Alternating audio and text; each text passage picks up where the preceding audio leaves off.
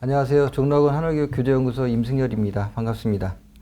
이번 시간에는 수능 체제와 킬러 문항들에 대한 설명을 드리도록 하고 이에 대한 대비 방법 및 콘텐츠 소개를 하도록 하겠습니다.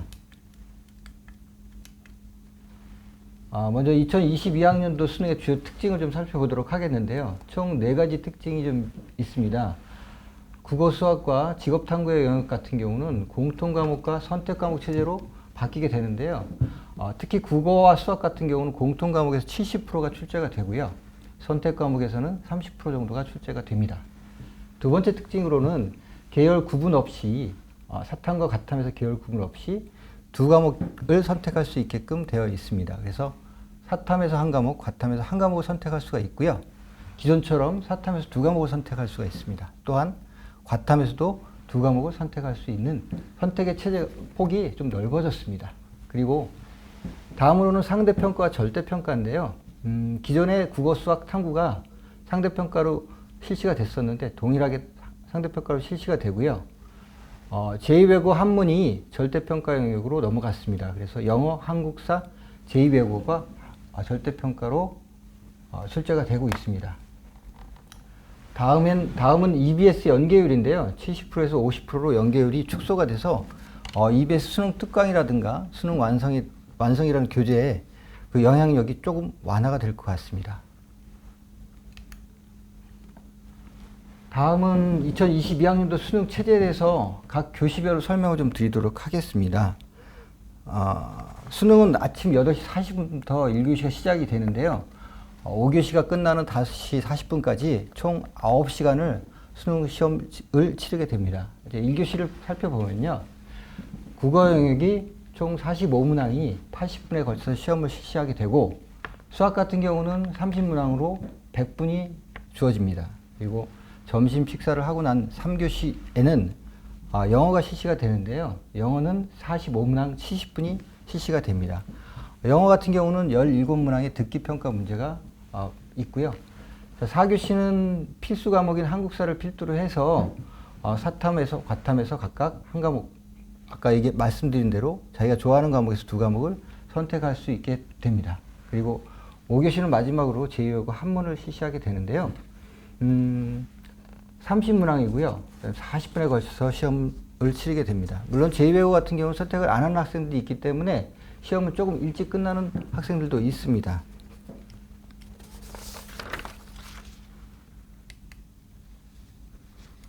다음은 수능 세부 영역에 대한 세부 사항을 한번 말씀드리도록 하겠습니다.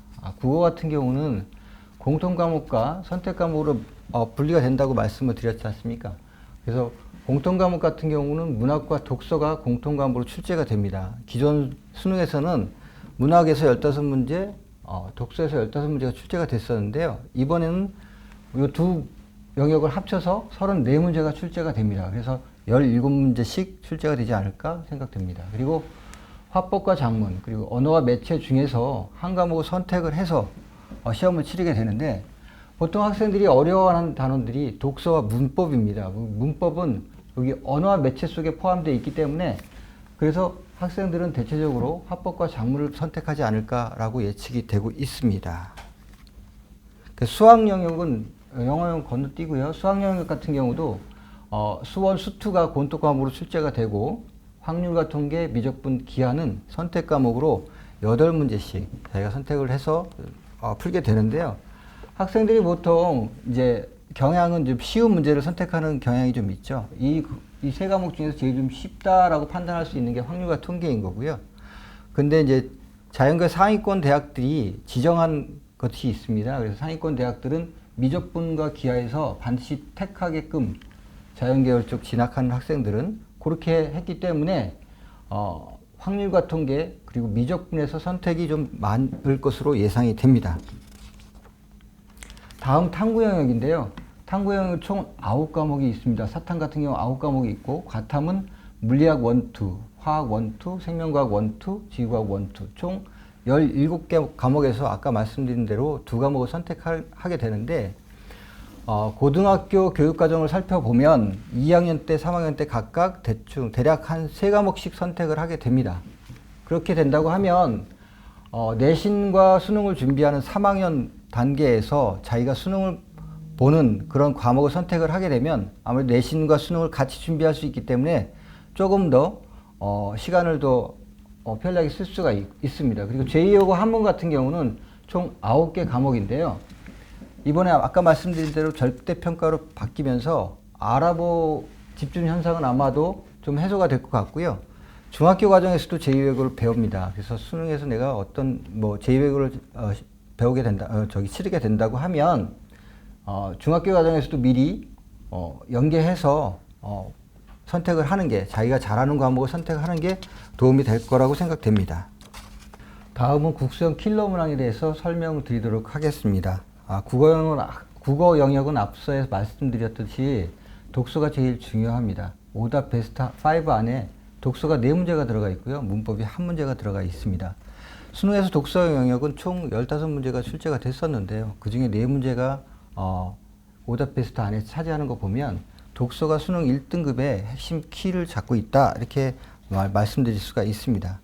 그래서 초등학교 때부터 다양한 분야의 책을 읽고 핵심을 파악하는 훈련을 하게 된다고 하면 수능 독서에 대비하는 방법으로 아주 적절한 방법일 거라고 생각이 되고요. 다음은 영어 영역입니다. 영어 영역 보시면 아시겠지만 빈칸 추론 문제가 3문제가 좀 들어가져 있습니다. 빈칸 추론은 그래서 빈칸 추론에 대해서 빈칸에 주어진 부분에 들어갈 말을 찾는 문제인데요. 이 문제의 정답을 찾기 위해서는 국어 영역과 동일하게 지문에서 말하고 있는 중심 내용이라든가 글의 주제를 빠른 시간 안에 파악하는 것이 제일 중요합니다. 이를 위해서는 다양한 소재의 글을 읽고 많이 읽어보고 주제를 정리하는 연습을 해보는 것이 도움이 됩니다.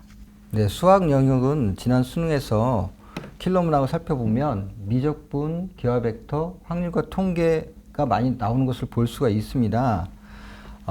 근데 수학 킬러 문제 같은 경우는 기존에 배웠던 개념을 새로운 방식으로 묻는 게 아니고요. 그렇기 때문에 실제로 문제를 풀어보면 그 새로운 개념이나 공식이 들어있지는 않지만 여러 가지 개념을 동시에 질문하기 때문에 학생들의 입장에서는 정해진 시간 내에 풀기가 상당히 어렵기 때문에 킬러 문항이라고 합니다. 그럼 수학의 킬러 문항들이 어떤 문제가 출제가 되어 있는지 한번 좀 살펴보도록 하겠습니다. 이 문제는 수학 나형 문제인데요. 확률과 통계 단원에서 출제가 되었습니다. 정답률을 보면 한 12.4% 정도 수준이죠. 내용에 대해서는 이 문제 같은 경우도 세 가지 개념이 지금 복합해서 문제를 푸는 키가 되는데 중복조합, 여사건의 확률, 그리고 조합이라는 각각의 다른 학년에서 배웠던 개념들을 도입해야만 문제를 풀 수 있는 그런 문제입니다. 자, 이런 문제들을 정복하기 위해서 어떤 훈련이 좀 필요할까요? 중학교 과정과 초등학교 과정에서 어떤 어려운 문제들이 있는지 한번 그것까지 살펴보고 말씀을 좀 드리도록 하겠습니다. 자, 중학교 과정에서는 어떤 문제들이 학생들이 어려워할까요? 정답은 매년 3월에 실시하는 교육청 주관 고1 전국연합 학력평가에 있습니다. 자, 3월에 실시되기 때문에 출제 범위가 고등학교 과정은 배제가 되고 중학교 과정에서만 출제가 됩니다. 올해 시험 같은 경우는 코로나19로 인해서 정상적으로 시험이 실시되지 않았기 때문에 작년 시험을 분석해서 정답률이 낮게 나온 단원을 좀 파악해 봤습니다. 이 문제를 보면 중학교 2학년 2학기 단원이고요. 2학기에서 출제됐고요. 도형의 단문과 피타고라스 정리해서 출제가 됐습니다. 정답률은 15% 정도 수준이었습니다. 보통 이제 오답 베스트 5를 살펴보니까요. 그 원의 성질, 도형의 단문, 그리고 2차 함수 단원에서 출제된 문항들이 오답 베스트 5를 차지를 했고요.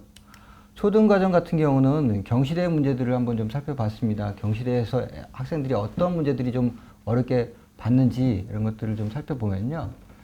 초 6학년 도형 문제들이 상당히 좀 어렵게 학생들은 경시대임에도 불구하고 0.6%의 정답률을 좀 보였고요. 또 자료와 가능성 문제, KMC 인증시험 30일의 문제도 정답률 5.1%.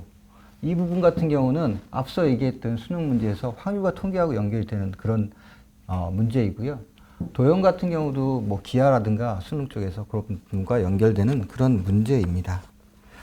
저희 회사에서는요, 이런 문제들을 대비하기 위해서 학생들에게 프리미엄 맥스라는 책을 출시를 하였습니다. 그 프리미엄 맥스는요, 경시대의 문제들을 영역별로 분리를 했습니다. 수화 연산, 도형 측정, 규칙성과 자유와 가능성.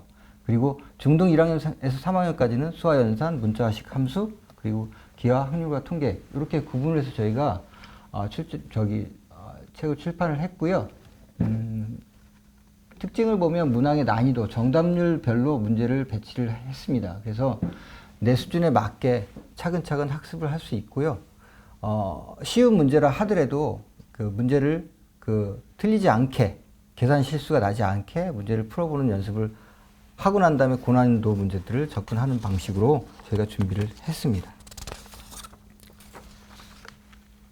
그리고 또 아까 말씀드린 것처럼 수능에서의 그 여러 가지 개념들이 혼합되어 있는 이런 문제들이 그런 문제들은 사고력을 요하는 문제들이거든요. 그런 문제들 같은 경우는 이렇게 사고력 수학 문제를 초등학교 때부터 연습을 하게 되면 그런 문제들을 충분히 대비를 할 수 있고요.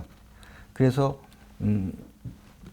상위권을 도전하는 학생들은 이러한 책들을 저희가 추천을 드립니다. 그리고 다음에 예비평가 문제도 있습니다. 그래서 우리 아이 중학교 학생들이라고 하면 우리 아이 실력이 어느 정도 수준이 되는지 한번 테스트를 해보고자 하는 학생들 같은 경우는 저희가 그 원점수별로 각각의 등급을 추정을 해드립니다. 그래서 몇 점 정도를 맞으면 1등급이다, 2등급이다 추정을 할 수 있으니까 우리 아이가 이 정도 수준에서 수능을 몇 등급을 맞을 수 있겠구나.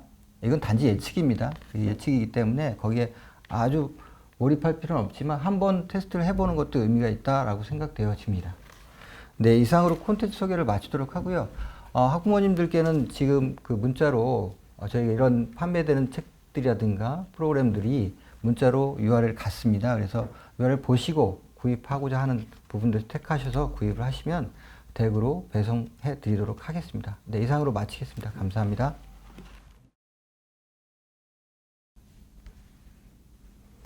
안녕하세요. 종로학원 하늘교육교재연구소 최지영입니다. 저는 영재학급 영재교육원에서부터 과학고 영재학교까지 선발 방법과 출제 경향에 대해서 말씀드리도록 하겠습니다.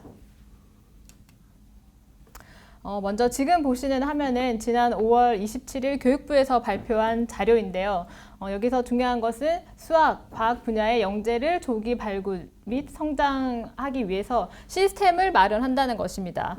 즉 초등학교, 중학교 영재학급 영재교육원에서부터 고등학교 및 대학 등으로의 교육과정 및 진로 진학 연계를 강화하겠다는 것인데요.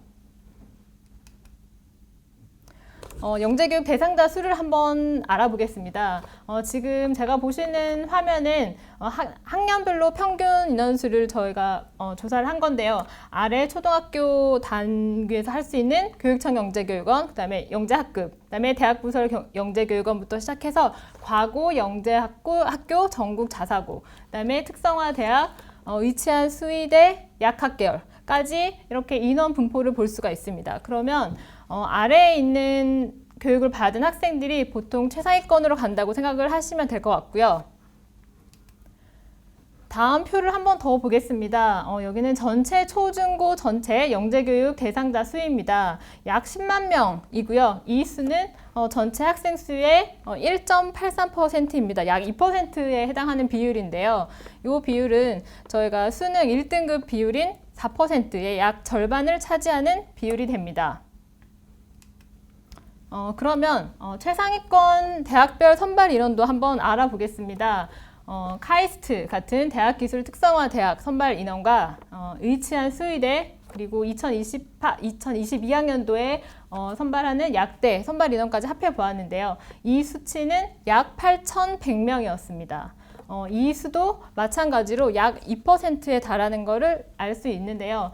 앞에서 본 비율과 지금 보시는 비율이 비슷한 것을 알 수 있는데 결국 앞에서도 보여드렸다시피 초, 중 단계에서 영재교육원, 영재학급을 다니는 학생들이 주로 대부분 최상위권에 진학을 한다라고 생각을 하시면 될 것 같습니다. 그러면 아마 이제 제가 여러 가지 표를 보여드렸으니까 이제 내 아이가 최상위권 대학으로 가기 위해서는 어디서부터 시작을 해야 되는지 가늠이 되실 텐데요. 처음 시작인 영재교육원, 영재학급부터 살펴보도록 하겠습니다. 영재교육원 선발 분야는 수학, 융합, 수학, 과학 여러 가지 분야가 있는데요. 그 중에서 수학, 융합, 수학 분야, 그 다음에 과학 분야 이렇게 세 가지 분야가 차지하는 비율이 약 70% 이상이 됩니다. 그리고 영재교육원 같은 경우에는 보통 주말을 이용해서 수업을 진행을 하고 프로젝트식으로 수업을 합니다. 그리고 영재교육원은 보통 비슷한 지적 호기심을 가진 학생들, 또래의 친구들이 같이 수업을 하기 때문에 오히려 더 내가 좋아하는 과목에 대한 흥미를 더 느끼게 되고 더 깊이 있는 연구를 할 수가 있습니다. 그리고 영재교육원에서 활동한 내용들이 결국은 내 아이의 포트폴리오가 되는데요. 그러면 영재교육원 선발 방법에 대해서 보겠습니다. 영재교육원은 크게 교육청 영재교육원과 대학부설 영재교육원이 있습니다. 선발 방법은 교육청의 경우는 관찰 추천 방식으로 진행이 되고요. 주의들을 통해서 지원하신 다음에 학교에서 추천을 받아서 지필고사 형태인 영재성 검사, 창의적 문제 해결력 평가 및 면접 평가를 치르게 됩니다. 그리고 대학부설 영재교육원은 대학별로 상이하기는 하나 대부분 서류평가, 심층 면접으로 선발을 하게 됩니다. 그러면 제가 아까 지필고사 형태라고 말씀을 드렸는데 영재성 검사, 창의적 문제 해결력 평가, 면접 평가, 그다음에 대학 부설에서 치르는 심층 면접 어떤 식으로 문제가 나오는지 한번 보도록 하겠습니다. 지금 보시는 문항은 2020학년도 서울시 교육청 영재교육원 수학 문제였습니다. 마방진을 활용한 사고력 문항이라고 볼 수 있고요. 다음 또 보겠습니다. 길이가 20인 모양 자를 이용해서 문제를 푸는 이런 내용으로 구성이 되어 있는데 지금 보시는 것과 같이 영재교육원에서 출제되는 수학 문항의 경우는 대부분 이렇게 사고력 문항으로 출제가 되고 있습니다. 이런 사고력 문항 유형 같은 경우에는 학생들이 내가 사고력 문항을 경험을 해본지 유무가 굉장히 중요하다고 할 수 있는데요. 어렸을 때부터 이런 사고력 유형을 많이 접해 본 학생이 아마 이런 시험에서도 유리하리라고 생각이 됩니다. 과학 문항도 한번 보겠습니다. 과학 같은 경우에는 교과 심화를 기본으로 한 창의성 문항이 주로 출제가 되는데요. 문제 한번 보겠습니다. 초등학교 3학년에 출제된 문항이었고요. 다음은 4학년에서 출제된 문항이었습니다. 와카오터를 활용한 이런 문항들이 출제가 되었고 그 다음에 영화죠. 스파이더맨과 앤트맨을 활용한 창의성 문항이 출제되기도 하였습니다.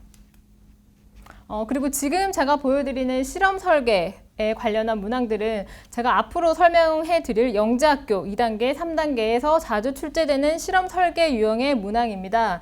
이런 문항들이 초등학교 단계에서는 어떻게 출제가 되는지 보시라고 보여드립니다. 네, 그래서 영재교육원에 우리 학생과 학부모님이 관심이 있으시다면 좀 제가 아까 미리 접해보는 걸 추천을 드렸는데요. 영재교육원 선발고사 대비 파이널 교재입니다. 저희 교재고요. 이 교재의 내용을 화면으로 보여드리니까 이런 문제를 좀 연습을 하면 우리 아이가 나중에 도움이 되겠다 하시면 될 것 같습니다. 문제 보겠습니다. 이런 문제들이 수록이 되어 있고 영재교육원 출제되었던 문항입니다. 이런 문제도 실험 설계하는 문제가 실제로 책에 있었고 출제된 문항이고요. 네, 그러면 다음은 영재학교입니다. 영재학교는 보통 2단계 전형은 5월에 시험을 치르게 되는데요.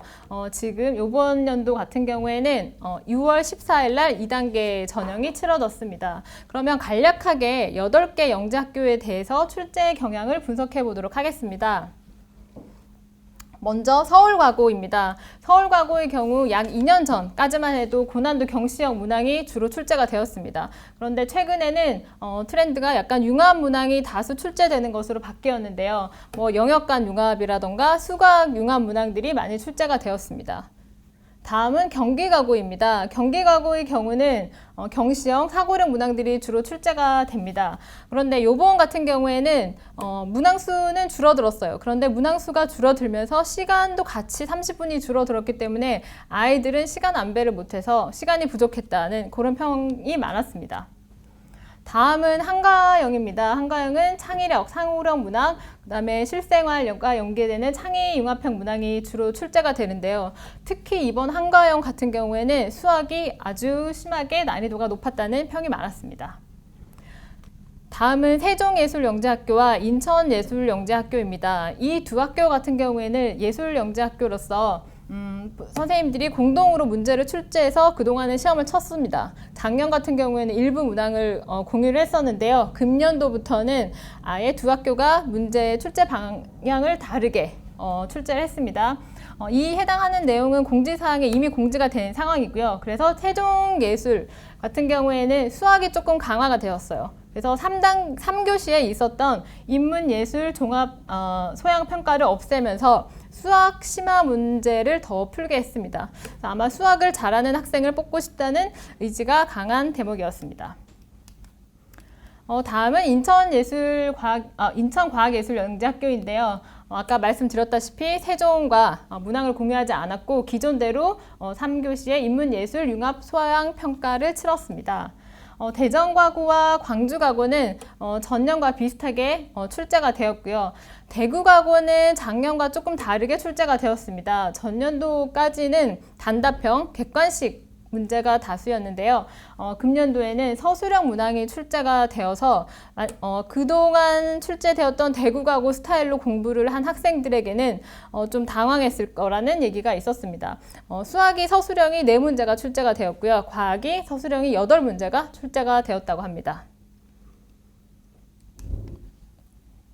그러면 2단계, 8개 영재학교 2단계의 기출문항을 한번 보도록 하겠습니다. 경시형으로 출제되었던 문항이고요. 경기가고에서 출제된 사고력 유형의 문항입니다. 한가형에서 출제된 사고력 문항이고요. 그다음에 경기가고에서 출제된 문항입니다. 그다음에 세종과학예술영재학교에서 출제된 문항이고요. 대전과학고등학교에서 출제된 문항이고요. 이거는 서울과고에서 출제된 문항이었습니다. 그리고 경기과고에서 출제된 문항이었고요. 한가형에서 출제된 문항이었습니다. 다음으로는 과학고입니다. 과학고는 거의 서류, 면담, 소집 면접 형태로 진행이 되는데요. 소집 면접의 경우에는 수학, 과학, 문항에 적힌 질문지를 주고 문제 풀이할 시간을 줍니다. 일정 시간 준 다음에 내가 풀이한 방법을 면접관 앞에서 구술로 설명하는 방식으로 대부분 진행이 됩니다. 아래에 보시는 화면은 한성세종과학고등학교 소집 면접 문항이었습니다. 다음도 마찬가지로 한성세종과고 소집면접 문항이었습니다. 이러한 문항들이 출제가 영재학교 과학고에 출제가 되고 있고요. 그래서 저희 하늘교육에서는 이러한 문항들을 분석을 해서 대비 문제집을 발간을 하였습니다. 영재학교 대비 수학편, 과학편 교재인데요. 오른쪽에 보이시는 거는 저희 교재에 들어있는 문항들, 문항 유형들이고 왼쪽에 보이시는 거는 과학영재학교에서 출제된 문항 유형입니다. 문항 유형을 서로 비교해보고 이런 문항을 좀 연습을 하면 우리 아이에게 도움이 되겠다 하신 분들은 관심 있게 보시면 될 것 같습니다. 계속 보여드리겠습니다.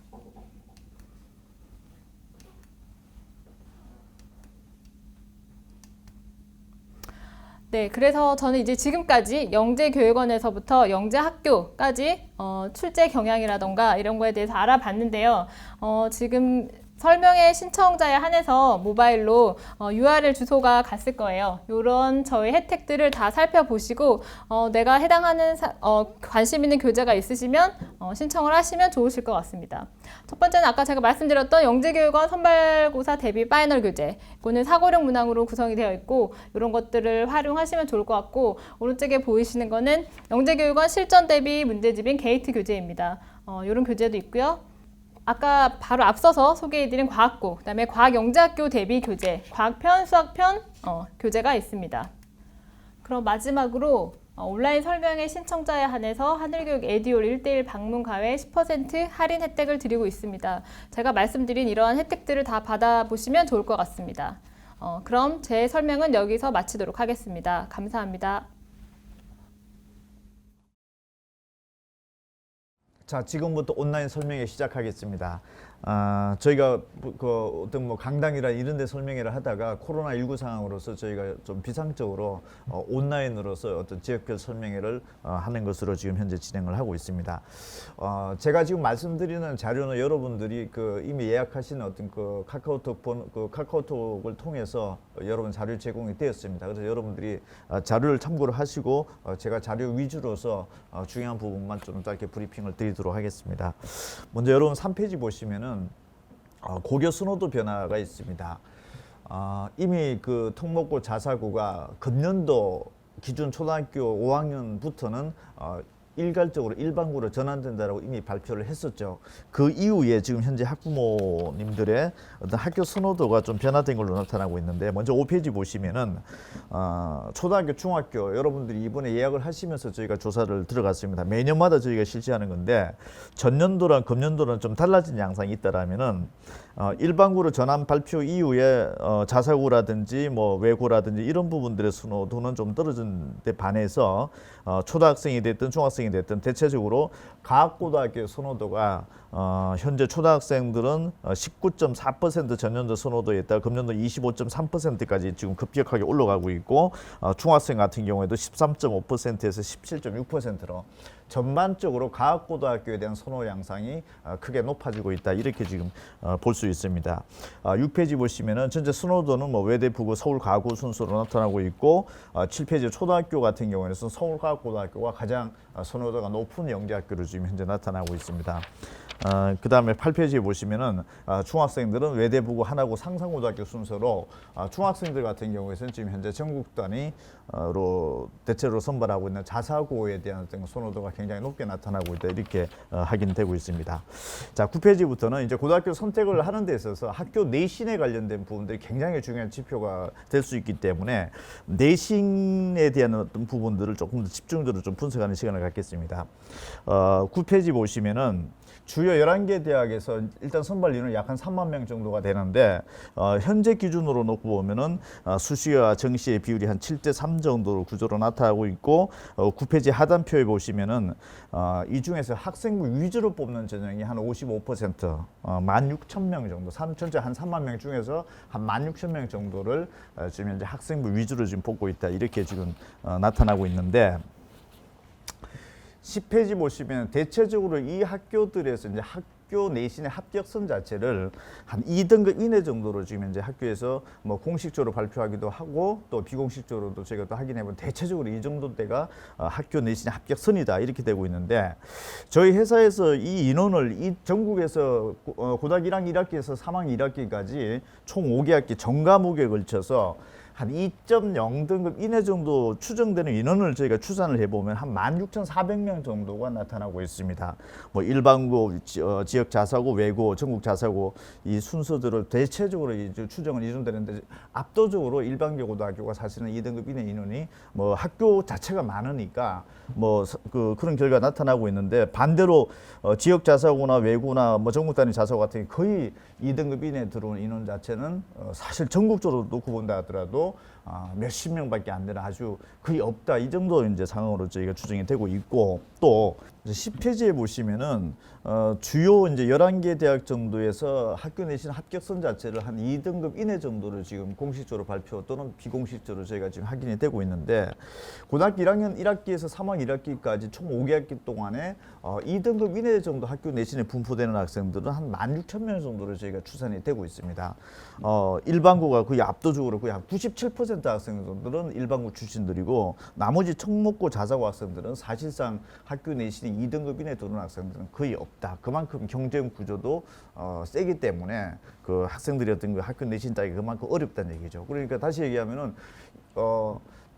전국에서 2등급 이내 정도, 주요 한 10개 대학 정도 갈 수 있는 학생들의 한 97% 정도는 일반고 학생들이 차지를 하고 있고, 학교 내신 상황으로 봤을 때는 나머지 특목고나 자사고라든지 이런 학교 학생들은 사실상 거의 없을 정도로 지금 추정이 되고 있다, 이런 상황이고, 그 다음에 또 내신을 2등급 안에 들어오는 학생들 중에서 수능 성적을 한번 살펴보면 전국에 한 16,000명 정도가 2등급 안에 들어오는데, 이 16,000명 중에서 수능 점수 자력으로 수능 점수로 이 대학의 정시 지원이 또 합격할 가능성이 있는 학생들은 한 5,600명 정도로 추정이 되는 걸로 된다라고 하면은, 사실 16,000명의 2등급 이내 들어온 학생들 중에서 수능 성적으로 자력으로 갈 수 있는 학생들은 한 34% 정도, 나머지 거의 한 70% 정도 학생들은 사실 학교 내신만 따놓았지 수능 성적으로 저 대학을 갈 수 있을 정도의 수준대 학생들은 한 30%밖에 안 된다 이렇게 볼 수 있고 일반고로 또 따져보면은 한 33.0% 정도가 나타나고 있는 걸로 이게 내신이 그러니까 내신은 돼 있는데 수능까지 동시에 충족된 학생들은 이 정도 나타나는 걸 지금 확인이 되고 있고 학교 내신은 2등급 안에 못 들어왔지만 벗어나지만 사실 3, 4, 5등급이지만은 수능 성적으로 놓고 봤을 때는 이 대학에 지원이 가능할 수 있는 것으로 추정되는 인원들은 한 6,800명 정도로 또 추산이 되고 있습니다. 그다음 또 재수생들이 있죠. 재수생들 중에서 또 수능 점수로서 이 주요 한 10개 대학에 지원 가능한 학생들 한 9,600명. 그럼 전체적으로 놓고 봤을 때 11페이지 보면 중간 그 테이블 보면은 학교 내신만 갖춰진 학생들이 한 10,000명 정도. 그다음에 내신과 수능 동시에 또 맞춰진 학생들이 한 5,600명 정도. 그다음에 수능 성적만 또 갖춰진 내신은 벗어났지만 수능 성적만 갖춰진 학생이 한 6,800명. 재수생들이 한 9,600명 정도 본다라고 하면은 학교 내신은 사실은 좀 제껴놓고 수능 성적 자력으로서 이 주요 한 10개 대학을 갈 수 있는 학생들 한 22,000명 정도 추정이 되는 거죠. 나머지 한 10,000명대 학생들은 사실 학교 내신만 갖춰놓았던 학생들이다 이렇게 볼 수가 있는데 여기 11페이지 중간표에 보시면은 그 외고나 국제고 같은 경우에 내신 또는 내신과 수능을 동시에 충족된 학생들은 거의 없죠. 거의 없는데 오른쪽에 가보시면은 서울대학교 합격생으로 놓고 보면은 학교 내신 갖춰놓은 학생들은 거의 없는데 이 외고나 국제고 출신 중에서 서울대학교를 갔던 학생들의 거의 한 7, 80%는 또 수시로 지원했다는 얘기가 되는 거죠. 수시에 합격을 했다. 그렇다면은 학교 내신 성적은 2등급대 자체가 안 나오는데 서울대 합격생 숫자를 놓고 보면 거의 한 7, 80%대 학생들은 또 수시로 갔다라고 하는 걸로 놓고 봤을 때 학교 내신만 사실은 따놨다고 해가지고서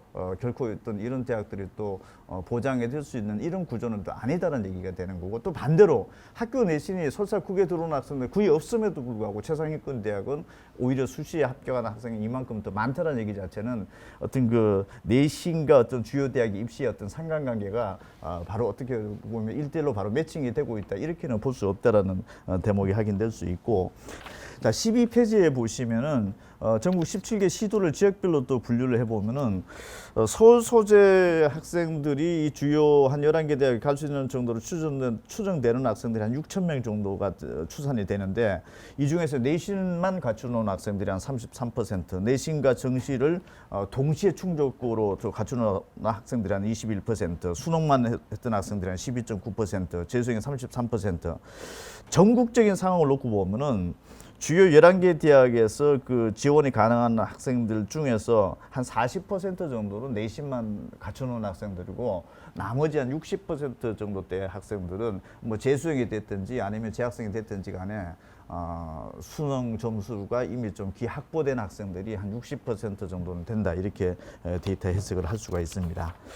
13페이지로 가보시면은 이건 서울 25개 구로 또 정밀하게 들어가서 봤던 자료인데 강남구 한번 보시면은 한 1,100명 정도가 추정이 되는데 강남구 1,100명 정도 되는 학생들이 서울 소재 한 11개 대학 정도 갈 수 있는 그 지원권 에리아 안에 들어온다라고 볼 수가 있는데 이 중에서 학교 내신으로 갖추는 학생들은 한 3.7%밖에 안 된다라는 거죠. 대부분의 거의 한 90% 이상대 학생들은 지금 현재 수능 점수로서 뭔가 좀 현재 컨디션을 갖춰놓고 있는 것이지 학교 내신의 컨디션을 갖춰놓은 학생들은 한 3.7%밖에 안 된다라는 거. 나머지 지역 상황들도 있는데 뭐 예를 들어 나머지 어떤 반대적인 상황이 있죠. 내신만 갖춰놓고 있고 수능 점수는 아예 그냥 갖춰지지 않은 상황이라든지 이런 부분들을 지금 현재 전국 17개 시도도 지역별로 다 분석이 되어 있는데 지금 13페이지에서는 지금 저기 서울권 소재만 지금 현재 되어 있습니다.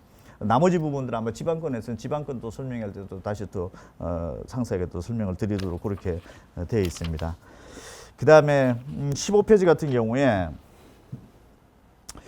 서울 주요대 지원 가능한 그 인원이 많은 학교들을 한번 뒤져보면은 실제적으로 그 내신만 갖춰놓는 학교는 거의 없다라고 볼 수 있죠. 지금 내신이 됐든 수능이 됐든 이 주요 한 11개 대학을 갈 수 있을 정도의 그 분포도 자체가 많은 고등학교를 분석을 해보면은 사실 학교 내신보다는 수능이 동시에 갖춰졌거나 아니면 뭐 재수생 비율이 좀 높다라든지 이런 부분들의 분포도가 나타나는 것들이 좀 특징적이다라는 걸 볼 수가 있습니다. 지방권 소재 학교들도 저희 설명의 자료에서 또 뒷부분에서 또 설명을 드릴 겁니다.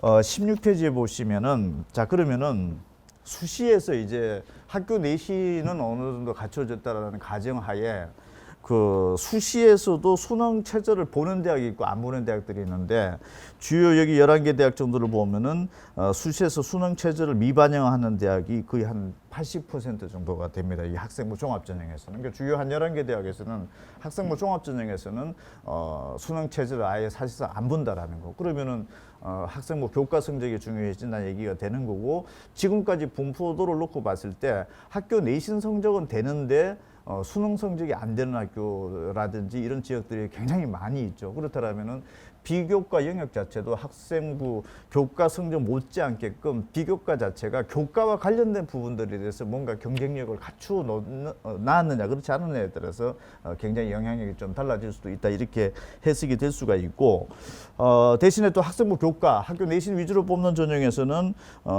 주요 여기 뭐 고대라든지 한양대 같은 경우에 지금 현재 수능 체제를 반영을 하고 있는데 이 반영을 하고 있는 전체적인 비율 자체를 보면 한 70% 정도. 그러니까 학교 내신 위주로 뽑는 전형에서는 교과 성적 위주로 뽑는 전형에서는 수능 체제도 동시에 요구를 하고 있는 것이 그냥 70% 정도 된다 이렇게 볼 수 있고 17페이지가 각 학교별로 본 체제 요구 사항입니다. 18페이지.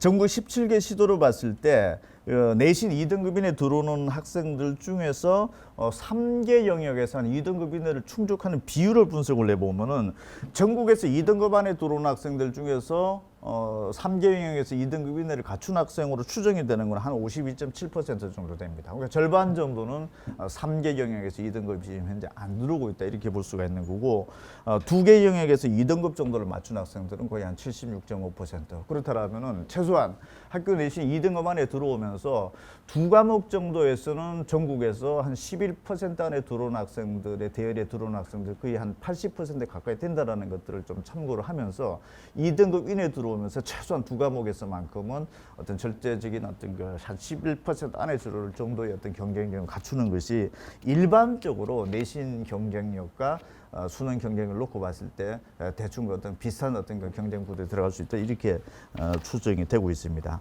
19페이지 같은 경우에는 지금 현재 서울 25개 구로 놓고 봤을 때 강남구 학생들 중에서 그 학교 내신 2등급 안에 들어온다. 그러면 3개 영역에서 2등급 안에 들어온 학생들은 한 96% 정도로 되고 2개 영역에서 2등급이 들어온다. 거의 100% 정도로 지금 현재 추정이 되고 있는 게 되기 때문에 서울 지역 내에서 나머지 지역이라든지 또는 전국 시군구 지역별로 자료도 또 공개가 드릴 텐데 한번 참고를 해보시면서 여러분들이 거주하고 있는 지역에서 학교 내신과 어떤 수능 최저의 충족 어떤 그 비율 이런 부분들을 한번 잘 살펴보시기 바랍니다. 자, 지금부터는 이과 최상위권대에 대한 학생들에 대한 분석인데 20페이지입니다. 의대, 치대, 한의대, 수의대, 약대가 전국적으로 한 6,400명 정도. 약대는 이제 내년도 올해 고등학교 2학년 학생들부터 이제 뽑게 되어 있는데 학부에서 뽑게 되어 있습니다. 자, 먼저 살펴보실 게 의대, 치대, 한의대, 수의대 수능을 정시에서는 당연히 수능 점수를 뽑으니까 수능이 반영이 되는 거고 수시에서도 수능 체제가 반영이 된다라고 하면은 수능이 적용이 된다는 얘기가 되죠. 그렇다면은 의대, 치대, 한의대, 수의대에서 이런 식으로 분석을 해봤을 때 86.2% 전체 모집 단위에서 86.2%는 수능을 요구하고 있다.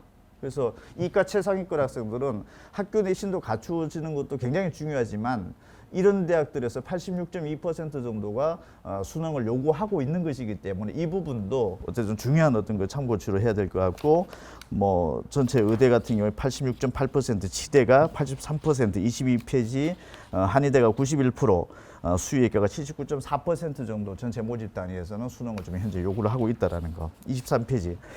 약대 현재 고등학교 2학년 학생들부터 이제 그 내년도 입시부터 이제 뽑게 되는 거죠. 전국에서 1,583명을 뽑는다고 이미 발표를 했기 때문에 1,583명이다라고 하면 사실 이과 최상위권 학생들이 그쪽으로 많이 빠져나간다라고 봤을 때는 일반 대학에서 자연계 학과에서는 아무래도 합격선에 대한 어떤 상당히 큰 영향력을 좀 미칠 수도 있는 부분이다 이렇게 볼 수가 있는데 2008학년도부터 약학 전문대학원 체제로 이제 바뀌어졌었는데 그 전에 이미 대학이 있었던 데가 23페이지 하단에 보면 왼쪽 편에 그 대학은 이미 그 이전부터도 고교 졸업생들을 뽑았던 게 있었었고, 신설대학대 같은 경우 연세대라든지 뭐 가천대 이런 대학들은 새롭게 만들어졌습니다. 그 전문대학원 체제에서. 그러니까 이 학교들은 지금까지는 서열을 매겨본 적이 없는 거죠. 고등학교 졸업생들을 통해서 왼쪽에 표에 있는 거는 예전에 서열이 매겨져 봤던 경험이 있는 거고, 지금 새롭게 만들어진 대학들은 사실은 고교 졸업생을 처음으로 뽑는 거기 때문에 순서가 어떻게 될지 굉장히 이제 중요한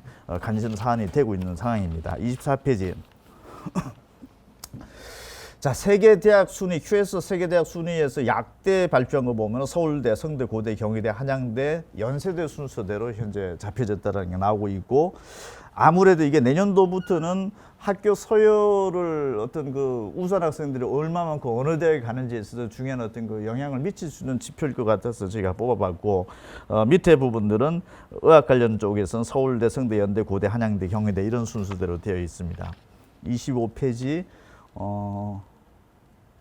저희 회사에서 현재 예상 순위를 뽑아본 겁니다. 자, 약대는 그 대학에서 의대가 있는지 없는지, 뭐 병원 관계 어떻게 되는 여러 가지 어떤 변수들이 복합적으로 이제 작용을 할 텐데, 내년도부터는 이게 이제 본격적으로 저희도 나올 텐데, 현재 저희 회사에서 추정을 해본다라면 25페이지 정도의 약대가 순서로 현재에서 설정되지 않을까라는 추정은 일단 해봅니다. 근데 현재 고등학교 2학년 학생들 또는 금년도 고3 학생들 중에서 굳이 재수를 해서라도 이런 어떤 의학 관련 쪽에 가고자 하는 학생들은 앞으로 이런 순위 자체가 굉장히 중요한 관심 지표가 될 것도 같습니다. 26페이지. 이런 이과 최상위권들이 의대 치대 정도를 목표로 한다라고 하면은 주요 대학에서 합격선 자체가 지금 1.5등급 이내 정도 들어와 줘야 됩니다. 아까 주요 10개 대학에서는 한 2등급 이내 정도 들어오는 걸로 추산이 됐었는데, 이과 최상위권들은 1.5등급 정도를 지금 현재 그 발표를 좀 하고 있고, 또 추정도 그렇게 하고 있는데, 전체적으로 1.5등급 안에 들어왔거나 또는 아예 의대라든지 이런 그 의대를 갈 수 있을 정도의 수능 점수가 나오는 학생들을 실제 추정을 해보면 한 2,800명 정도로 저희가 추정이 되고 있습니다. 이 2,800명 중에는 한 42% 정도는 학교 내신만 갖춰놓은 학생, 수능 성적은 안 갖춰져 있는데 학교 내신만 갖춰진 학생들은 한 42% 정도. 내신도 갖춰졌고 자력으로 수능으로도 갈 수 있는 학생들은 한 9.7% 정도, 굉장히 떨어지고 있죠. 내신은 갖춰졌는데 수능이 그만큼 충족되는 학생들이 줄어든다는 얘기가 되죠. 그러면은 내신도 갖춰놓고 수능까지 같이 갖춰놓은 학생들이 어떻게 보면 가장 큰 경쟁력이 있는 학생들이 될 텐데, 이게 한 9.7% 정도. 내신 아예 벗어났다. 수능 점수로 정시에 갈 수 있는 학생들이 한 20.4% 정도. 나머지는 재수생들이 한 27.6% 정도로 의대 정도를 갈 수 있을 정도의 어떤 그 성적대 분포도는 현재 이렇게 나타나고 있습니다. 전국 17개 시도를 놓고 보면은 서울 같은 경우에 한 570명 정도대가 좀 추정이 되고 있는데, 서울 학생들 중에서는 이런 의대 진입권으로 봤을 때 지원이 한번 가능할 만한 학생들의 스펙트럼을 보면은 한 34% 정도는 내신만 갖춰진 학생들. 사실 보장은 100% 개런티가 안 되는 거죠. 한 34% 정도는 내신만 갖춰졌다. 두 번째, 한 13.6% 정도는 내신도 갖춰졌고 수능도 갖춰졌다. 가장 경쟁력이 높은 학생들 한 13% 정도. 그다음에 수능만 갖춰졌다. 내신은 벗어났지만 수능 성적으로 자력으로 내신에 상관없이 갈 수 있는 학생들 한 20% 정도 돼. 그리고 재수생들이 한 31.6% 정도 돼. 그렇다면은 서울 시내 소재하고 있는 학생들 중에서 의대 정도 지원할 수 있는 그 스펙트럼 안에 들어오는 학생들의 한 70% 정도는 자력으로서 정시로서도 갈 수 있는 어떤 그 에리어권에 설정이 되어 있다. 이렇게 특징을 볼 수 있고, 전국 17개 시도도 한번 좀 참고를 좀 해 보셔야 될 것 같습니다. 다시 얘기하면은 내신은 갖춰졌는데 수능이 안 갖춰졌다라고 하면은 이미 경쟁력에서 상당히 이탈하게 돼 있다라는 거죠. 왜냐하면은 주요 의대라든지 이런 데서는 수능을 지금 요구하고 있는 전형이 거의 90% 가까이 정도대가 되고 있기 때문에 내신만 갖춰 가지고서는 이런 부분들을 또 진입하는 데서 굉장히 어려울 수도 있다. 이렇게 지금 풀이를 할 수 있고요. 27페이지는 지금 현재 그 강남구를 한번 놓고 보면은, 강남구 학생들 중에서 내신이 됐든 수능이 됐든 어쨌든 의대 정도를 지원할 수 있는 스펙트럼 안에 들어온 학생들을 분류를 해보면은, 내신만 갖춰진 학생들은 어떻게 보면 없다라고도 볼 수 있습니다. 이 정도 1.5등급 이내 정도 되는 극상층의 학생들이 현재 분포 자체가 지금 없다라는 얘기죠. 그만큼 내신 경쟁이 치열하다. 일반 고등학교 안에서도. 그렇다면 어떤 부분들이 충족이 되어져 있느냐. 내신과 수능을 동시에 충족된 학생들이 7.6%.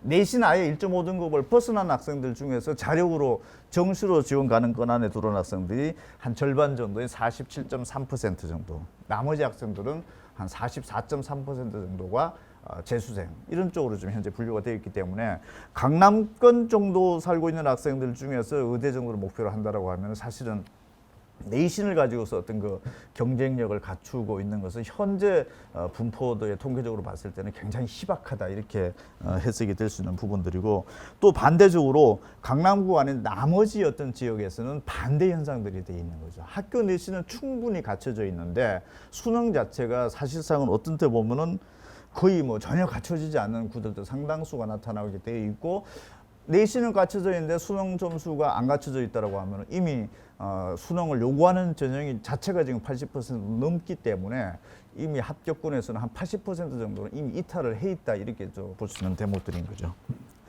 그 28페이지 보면은 의대 정도 내신이 됐든 수능이 됐든 어떤 의대 정도를 지원한 가능권 안에 내신으로 한 1.5등급 이내 수능 점수로 보면은 정시에 지원이 가능한 학교 숫자가 좀 많이 나온 학생 비율로 놓고 보면은 주요 상위권 고등학교들에서는 보면은 내신만 갖춰놓은 학생들은 거의 없다 이렇게 또 보는 통계입니다. 그 29페이지.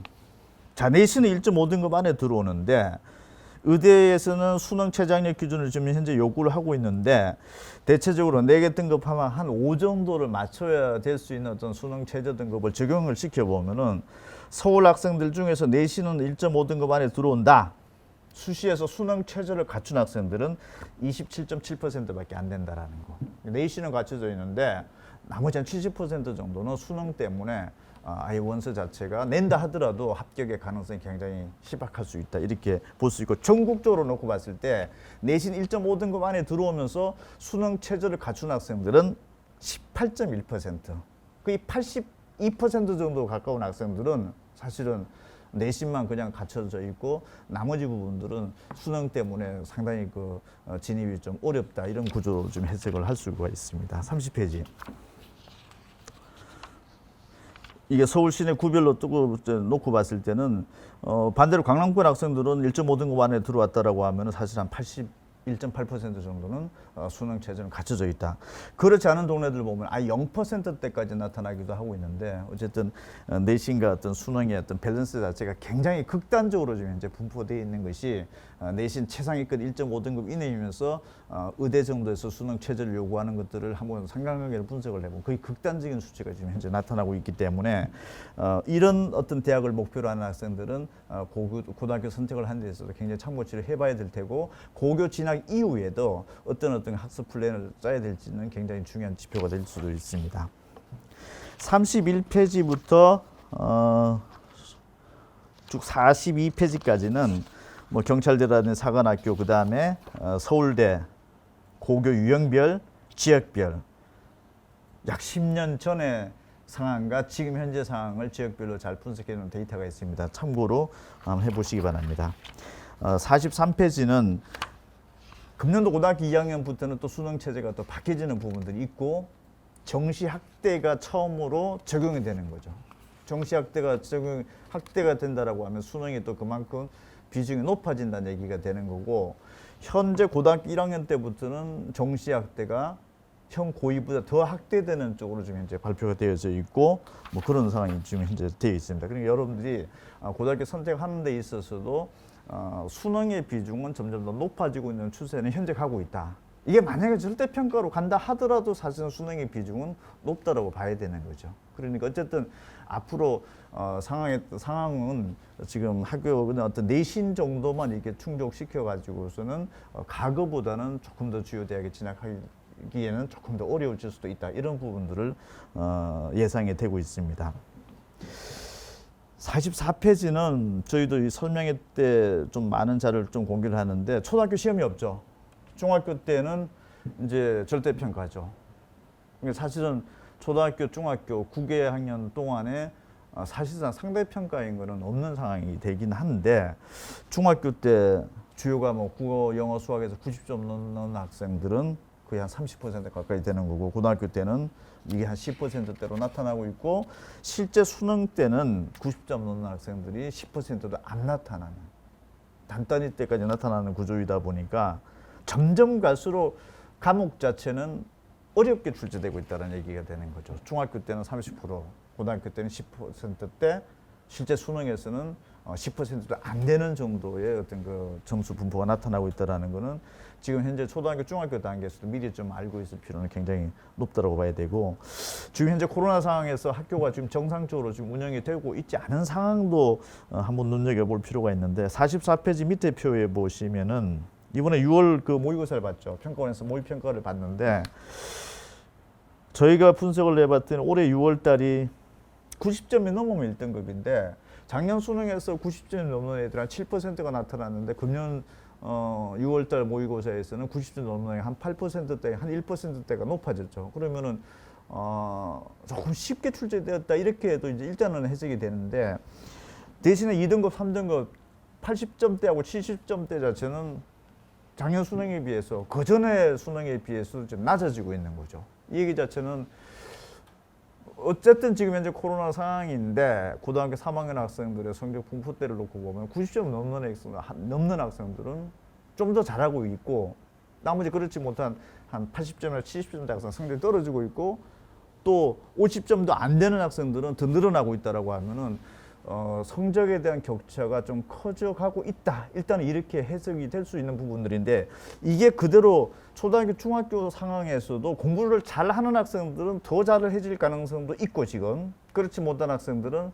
조금 더 격차가 좀 벌어질 수도 있다. 이렇게 좀 해석이 되고 있기 때문에 금년 고3의 상황을 놓고 보면 이러니까 초등학교, 중학교 단계에서도 지금 현재 비정상적으로 운영되는 어떤 그 교육 과정상에서 혹시나 모르는 어떤 그 학력 저하 현상이 발생하지 않도록 한번 관리를 좀 해보는 것, 어떤 관심을 가져보는 것도 어떨까라는 생각에서 한번 자료를 한번 보여드렸고 45페이지 같은 경우도 보면은 올해 6월달 성적 보면은 재수생들은 사실은 재수를 하고 나서 그 전에 비해서 한 1등급 정도가 올라가는 건 통계적으로 저희 회사에서는 추정이 되고 있고 그 다음에 올해 고3들이 그 전국에서 한 4% 안에 드는 1등급 학생들은 뭐 학교랑 이렇게 확인을 해본 바에 의하면은 최상위권 학생들은 좀 더 잘하고 있고 그렇지 못한 학생들은 좀 성적이 좀 떨어지고 있는 어떤 그 성적에 대한 양극화라는 격차가 좀 벌어지고 있다 이렇게 좀 확인이 되고 있습니다.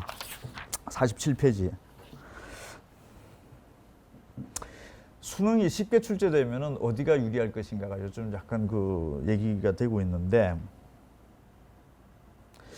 47페이지 표에 보면 표준 점수 최고점이 좀 높게 상대적으로 그 전후에 비해서 높게 나타나면 어렵게 출제됐다는 얘기가 되고 표준 최고점이 낮게 나타나면은 상대적으로 쉽게 출제됐다는 걸 의미가 하는 건데 여기서 1등급, 2등급은 재수생들의 비율을 나타내는 숫자가 지금 여기 47페이지 나가 있는데 사실은 쉽게 출제되면은 오히려 재수생들한테 유리했을 수도 있고 반대일 수도 있고 그래서 이게 난이도를 어떻게 뭐 조절을 하면서 쉽게 어렵게에 따라서 어느 특정 집단에게 유불리가 있다라고 좀 단정하기는 좀 어렵다라는 얘기인데 48페이지를 잠깐 눈여겨 보면은 영어 같은 경우가 각 구별로 놓고 보면은 쉽게 출제가 되었다. 1등급 비율이 90점 넘는 비율이 많으면 많을수록 쉽다라고 일단 단순하게 가정을 해봤을 때 쉽게 출제될수록 공부를 잘하는 지역과 공부를 못하는 지역의 격차는 더 커진다라는 게 나타나고 있는 거죠. 다시 얘기하면은 쉽게 출제됨으로 인해 가지고서 아주 공부를 좀 못했던 학생들이 더 월등하게 올라가는 것보다는 공부를 평상시에 잘했던 지역에서 이런 더 높게 나타난다는 얘기 자체는 평상시에 좀 어렵게 공부하는 학생들일수록 쉽게 출제를 했을 경우에 점수 분포는 좀 더 높게 나타난다는 얘기가 되는 거죠. 고교 현장에서 이런 현상들이 나타나고 있기 때문에 초중 단계에서의 어떤 적절한 학습 난이도를 어느 정도 조절할 것인가 이런 부분들도 한번 참고치를 봐야 될 것 같고 49페이지 보시면은 지금 현재 국어하고 수학은 상대평가입니다. 뭐 4%, 11% 안에 들어오면 1등급, 2등급 구조가 돼 있는데 영어만큼은 지금 현재 절대평가죠. 90점이 넘어 1등급, 80점이 넘어 2등급 이렇게 돼 있는데 49페이지 좌측에 보면 영어가 만약 1등급을 맞은 학생이다. 그럼 국어하고 수학 같은 경우에 거의 절반 이상, 거의 한 50% 이상은 2등급 이내가 현재 나타나는 걸로 돼 있습니다. 문과 같은 경우에. 반대로 문과는 탐구에서 사회탐구에서 두 과목을 선택을 하게 되어 있는데 주요 대학들은 사실 두 과목을 다 본다라고 보시면 됩니다. 그러면은 문과에서는 영어 1등급을 맞았다면 국어하고 수학에 1, 2등급 안에 들어올 가능성이 한 절반 이상 되는데 사회탐구에서는 한 7% 이 정도밖에 안 나타나는 구조도 나타났다는 얘기 자체는 상위권에서 영어를 잘하면은 국어하고 수학도 한 절반 이상은 2등급 안에 들어왔다. 반대로 사회탐구는 조금 낮게 형성이 되고 있는 거죠. 그러면은 초등학교, 중학교 단계에 있어서 문과적인 성향이 있다 하더라도 사실은 사회라든지 이런 과목이 나중에 고등학교 때 되면은 발목을 잡혀줄 수도 있는 것이기 때문에 해석상으로 놓고 봤을 때는 전체적인 과목에 밸런스 있게 학습하는 것이 굉장히 중요하다라는 거. 그러니까 특정 과목만 잘한다라는 것보다는 전반적으로 전 과목에 걸쳐서 어떤 그 포기라든지 이런 과목이 없게끔 하는 것도 유리할 수 있다. 그다음 만약에 영어가 2등급으로 됐을 경우에 국어하고 수학에 있어서 문과에서 보면은 2등급 안에 들어온 거는 불과 한 10%대밖에 안 되는 거죠. 어떻게 보면은 영어라는 과목 자체를 잘하게 됐을 경우에 문과적으로 놓고 봤을 때는 한 1등급 안에 들어오면 국어 수학의 한 절반 이상 정도는 이미 그 과목에서도 1, 2등급이 지금 현재 책정이 되어 있는 상황이고 2등급, 3등급으로 벗어날수록 그만큼 영어가 2등급, 3등급 벗어날수록 국어 또는 수학에서 2등급 안에 들어올 가능성이 굉장히 희박하다는 걸 통계적으로 나타나고 있기 때문에 영어 절대평가에 대한 어떤 과목의 어떤 어떤 뭐 중요도보다는 어떤 그 다른 과목의 어떤 상관관계 어떻게 되는지 한번 살펴볼 필요가 있고 반대로 오른쪽에 자연계를 한번 보면은 영어가 1등급이 나왔다 하더라도 수학에서 동시에 1등급이 나온 학생들은 아까 문과랑 차원이 좀 다르죠. 굉장히 적게 나타나고 있습니다. 영어는 1등급이 됐는데 수학 가형에서 1등급 나오면 12.4%, 아까 수학 나형에서 35.3%는 좀 차원이 다르죠. 그러니까 이과 성향의 학생들만큼은 영어 어느 정도 됐다 하더라도 수학이 바로 직결되고 있다 이렇게 볼 수 없는 중요한 대목이기도 한 것 같고 그다음에 과학 탐구 과목도 더 수학보다 오히려 좀 더 떨어지는 현상도 좀 벌어지고 있는 거죠. 그러면은 이과 상위권 학생들은 영어가 됐다 하더라도 문제가 될 수 있는 과목은 수학 부분에 문제가 될 수도 있고 특히 탐구는 수학보다 더 심각한 경우일 수도 생길 수 있다라는 거죠. 그러니까 초등학교, 중학교 단계에서 일단은 수학 과목도 중요하다는 것도 있지만은 과학 과목에 있어서도 이 부분들이 뭐 지금 흥미를 좀 잃어버린다라든지 이런 데서 좀 주요 과목이 아닌 것으로 생각을 했을 때는 이과 최상위권으로 가는 것은 상당히 좀 멀어질 수도 있다. 이런 부분들을 그 숫자로 확인할 수 있습니다. 그 다음에 50페이지 뭐 전국 단위 자사고에서 뭐 영어가 1등급 냈을 때 나머지 과목들이 어떤 상관관계 이렇게 볼 수 있고 53페이지 제가 잠깐 끝으로 보여드리고 저 시간 끝내겠습니다. 중학생인데 지금 현재 중학교 단원이 다 끝나고 고등학교 과정을 지금 현재 공부를 하는 학생들을 별도로 표본으로 저희가 한 174명을 조사를 한번 해봤습니다. 그랬을 때 고등학교 1학년 3월 달에 고교 진학 후에 전국 모의고사를 보게 되는데 이 수학 시험지를 한번 특정 해 정도 데이터를 해가지고서 풀어보게 해봤습니다. 그 시험 범위는 고등학교 1학년 3월 달에 보는 전국 모의고사 시험 자체는 중학교 과정을 평가하고 있기 때문에 중학교 과정을 끝냈다라고 가정하고 이미 고등학교 과정을 공부하는 학생들한테 이미 시험 범위는 끝냈던 거가 되는 거죠. 풀게 해봤을 때 3등급 이하 때가 그 76%대가 나타나고 있다라는 거. 이 얘기는 뭐냐면은 진도가 무작정 뭐 중학교 단계에서 이미 고등학교 단계를 이미 돌파를 하고 있다. 이런 부분들이 어느 정도 지금 학력 측정이 정확하게 되지 않은 상태에서 그냥 혼자만 좋아할 수도 있다는 얘기가 되는 거죠.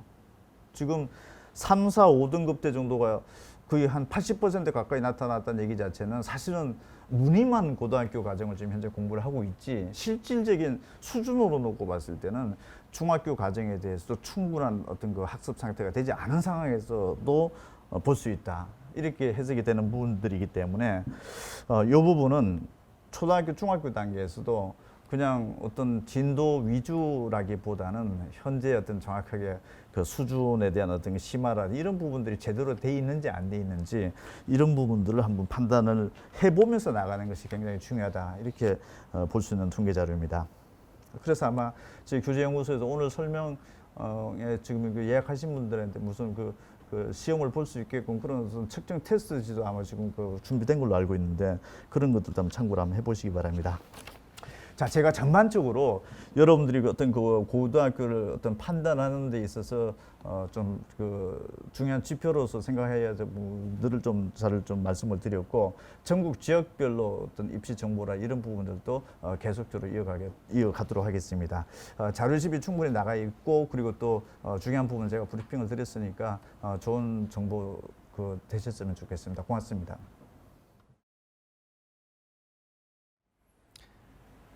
예, 안녕하십니까. 정로학원 하늘교육 송기현 상무입니다.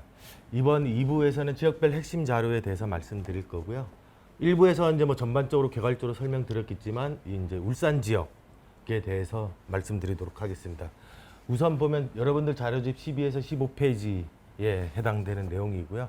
지역별 1페이지 자료를 보시면 그 주요대 갈 수 있는 거는 내신 2.0 등급 이내 또는 정시로 주요대 지원 가능 점수 이상이 되면 주요대를 진학할 수 있는데 이걸 지역별로 한번 살펴봤습니다. 고3 남구 같은 경우는 이제 뭐 크게 고3 같은 경우는 세 가지 스펙트럼으로 나눠질 수 있는데 내신만 2.0 등급에 진입을 했고 수능 점수는 진입을 못한 친구들, 이 친구들은 내신만으로 표현을 했습니다.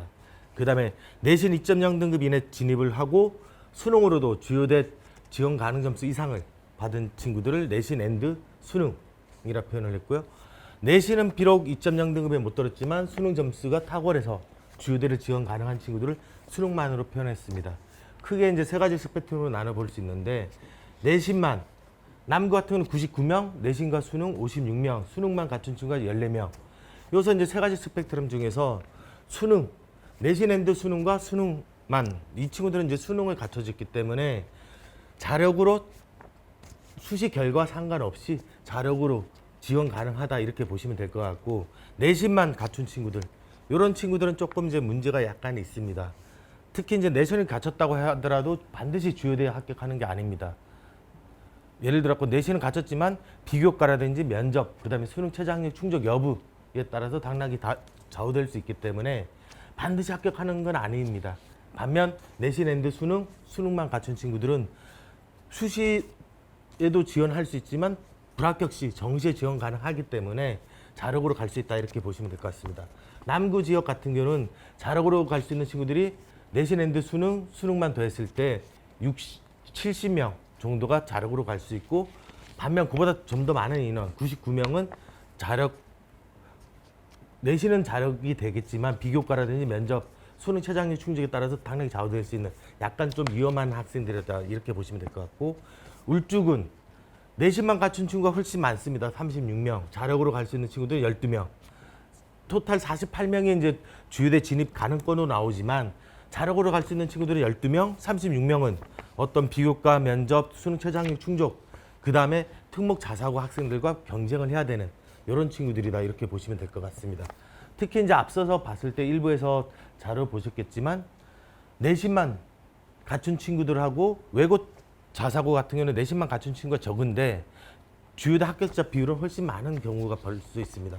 그만큼 봤을 때 특목 자사고 같은 경우는 비교과라든지 면접 이런 부분에서 우월을 하기 때문에 특히 이제 일반고 같은 경우는 요 내신만 갖췄을 경우에는 외형적으로는 36명이 가능하지만 실질적으로 합격하는 비율은 훨씬 낮을 수 있다.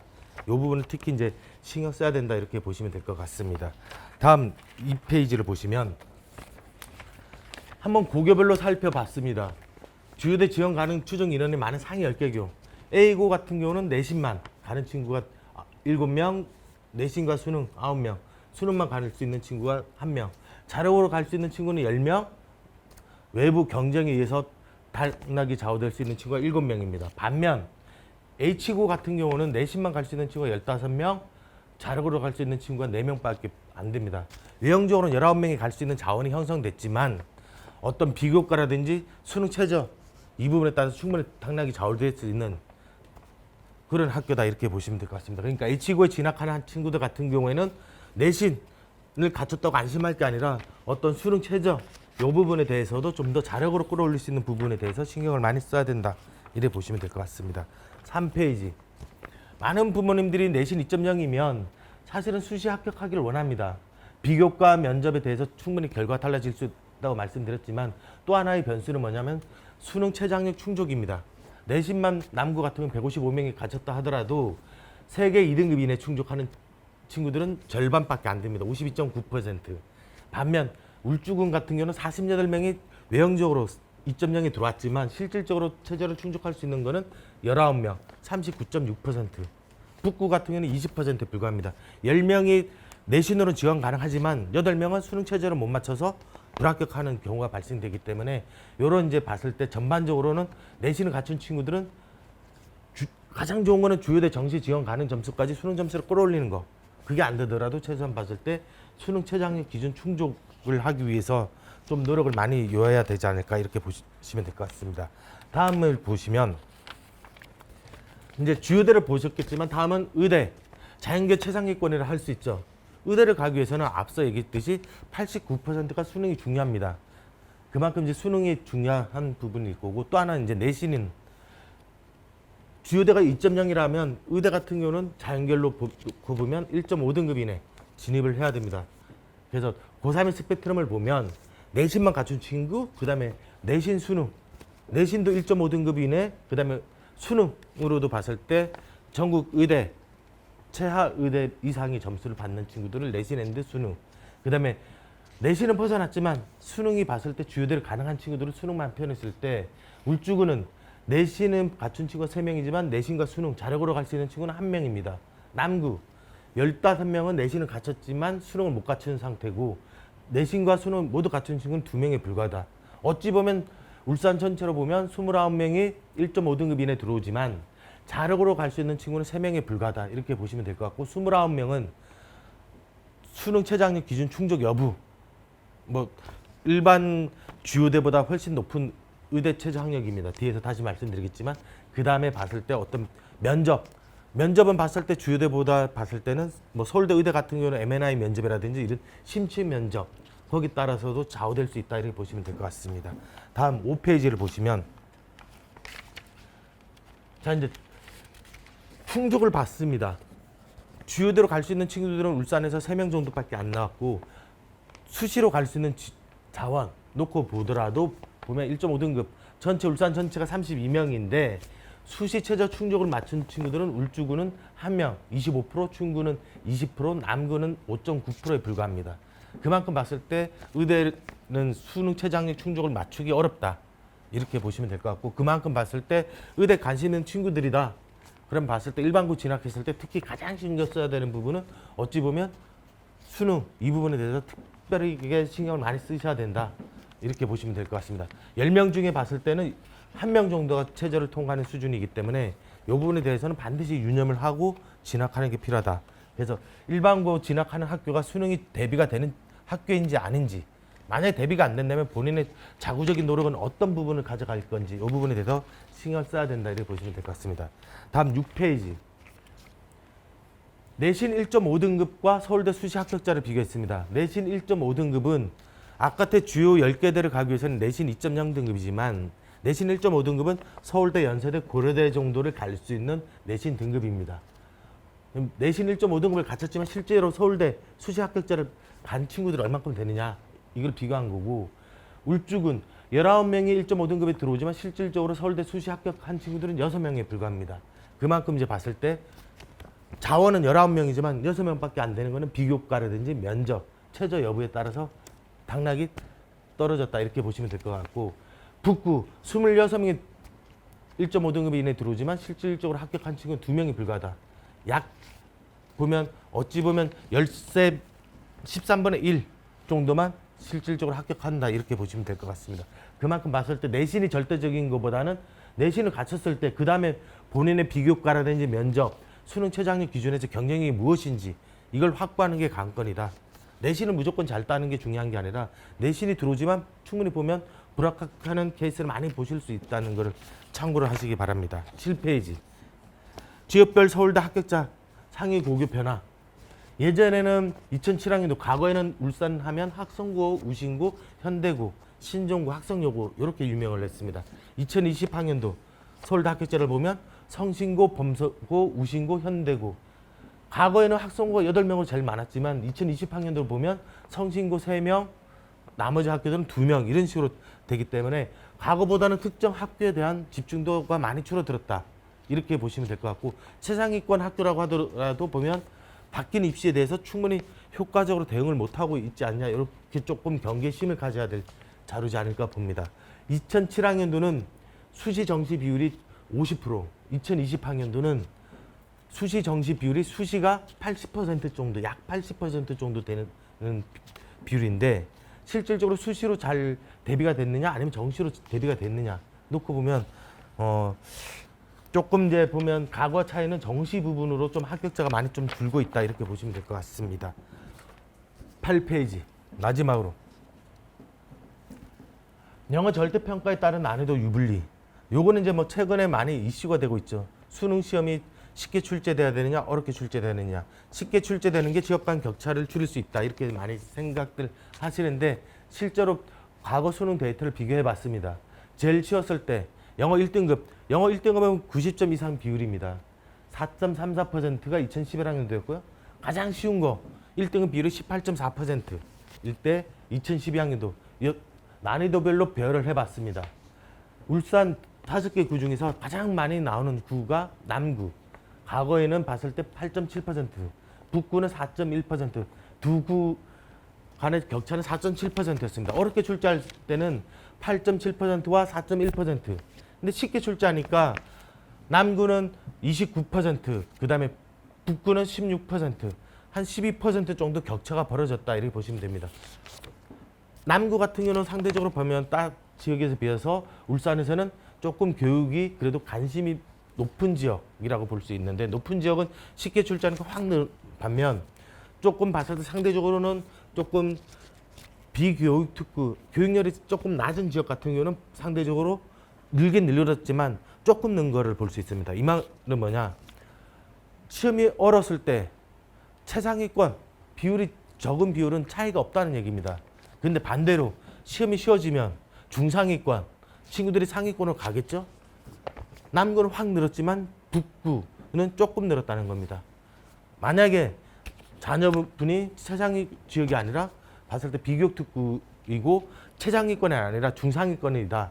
그럼 봤을 때는 무엇을 공부해야 될지 좀 더 봤을 때 공부를 어렵게 할지 쉽게 할지 이 부분에 대해서 체크를 해보실 필요가 있을 것 같습니다. 전반적으로 보면 울산 지역은 조금 과거에 비해서는 수능 준비가 조금 안 되는 학교들이 좀 나오고 있습니다. 이 부분에 대해서는 뭐 내신을 잘 따는 것도 중요하지만 자력으로 갈 수 있느냐 못 가느냐 이 부분도 입시에서는 상당히 중요합니다. 자력으로 봤을 때 갈 수 있다는 거는 내가 실패를 하더라도 구제책이 있다는 얘기입니다. 근데 반대로 보면 자력으로 못 간다고 하면 이거가 아니면 곧 봤을 때 실패를 했을 경우에는 큰 격차가 발생할 수밖에 없다. 이 부분은 항상 염두를 두길 바라고 그러다 보니까 이제 봤을 때 고교 선택도 보면 좋은 학교, 상위권 학교를 가려고 보내는 이유도 그런 것 중에 하나이지 않을까 생각합니다. 이상으로 마치도록 하겠습니다. 감사합니다. 네, 안녕하십니까. 종로학원 하늘교 송견상무입니다. 제가 맡은 파트는 이제 특목 자사고 입시에 대해서 말씀드리도록 하겠습니다. 첫 번째 이제 설명드릴 내용은 특목 자사고 갔을 때 적응 문제, 그다음에 대학 진학 어떻게 되는지 살펴보고요. 두 번째는 특목 자사고 입학하기 위한 선발 시험, 그다음에 합격점, 면접 문제에 대해서 살펴보고 마지막으로 특목 자사고 이제 여름방학을 앞두고 있는데 지원 시 무엇을 준비해야 되는지 살펴보도록 하겠습니다. 먼저 55페이지를 보도록 하겠습니다. 특목 자사고 진학했을 때 과연 우리 아이가 많이 적응할까 말까 이런 부분에 대해서 많이 고민하시는 분들이 있습니다. 적응 부분에 대해서는 이제 살펴보면 객관적으로 볼 수 있는 자료가 전출과 학업 중단입니다. 적응을 못해서 다른 학교로 전학을 간다든지 이게 이제 전출이고 그다음에 아니면 봤을 때 자퇴 뭐 검정고시를 통해서 대입을 간다든지 이게 이제 학업 중단입니다. 전반적으로 놓고 보면 특목 자사고 전체 평균은 3.2%입니다. 영재학교는 0.7%, 과고 1.3%, 전국 자사고 2.6%. 지역 자사고는 4.3%. 지역 자사고를 빼고는 사실은 100명 중에 1명, 2명도 전출 또는 학업 중단이 없다는 얘기입니다. 사실은 봤을 때 그런 걱정은 상당히 기우다 이렇게 볼 수 있을 것 같고, 지역 자사고는 조금 뭐 평균적으로 높지만 100명 중에 4명 정도 수준. 상당히 보면 봤을 때 적응을 못한다 이런 고민은 없다 이렇게 보시면 될 것 같고, 뭐 학교별로 보면 55페이지 하단 영재학교를 보면 제일 높은 학교 1.3%, 없는 학교는 0%. 그 다음에 56페이지 과학고를 보면 제일 높은 학교 3.6%, 제일 없는 학교는 0.2%. 사실상 거의 없다 이렇게 보시면 될 것 같고, 전국 자사고 상대적으로 좀 제일 높은 게 북일고, 김천고 4%대고, 상위권 외대부고, 하나고, 상산고는 봤을 때 1.4% 내외 이렇게 보시면 될 겁니다. 57페이지 지역 자사고. 지역 자사고는 조금 학교별로 편차가 있습니다. 뭐 장흥고, 동성고, 경희고 같은 거는 7에서 9% 정도 높지만, 상대적으로 보면 충남 삼성고, 희문고, 안산 동산고 같은 경우는 1%대입니다.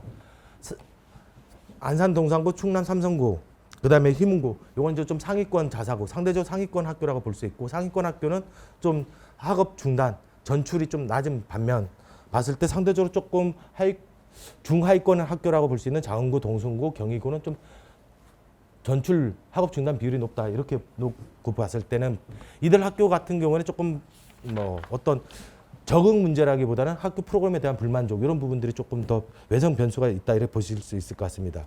58페이지 외고. 외고도 마찬가지로 상위권 학교 김해외고, 대원외고, 대전외고는 1%대 내외.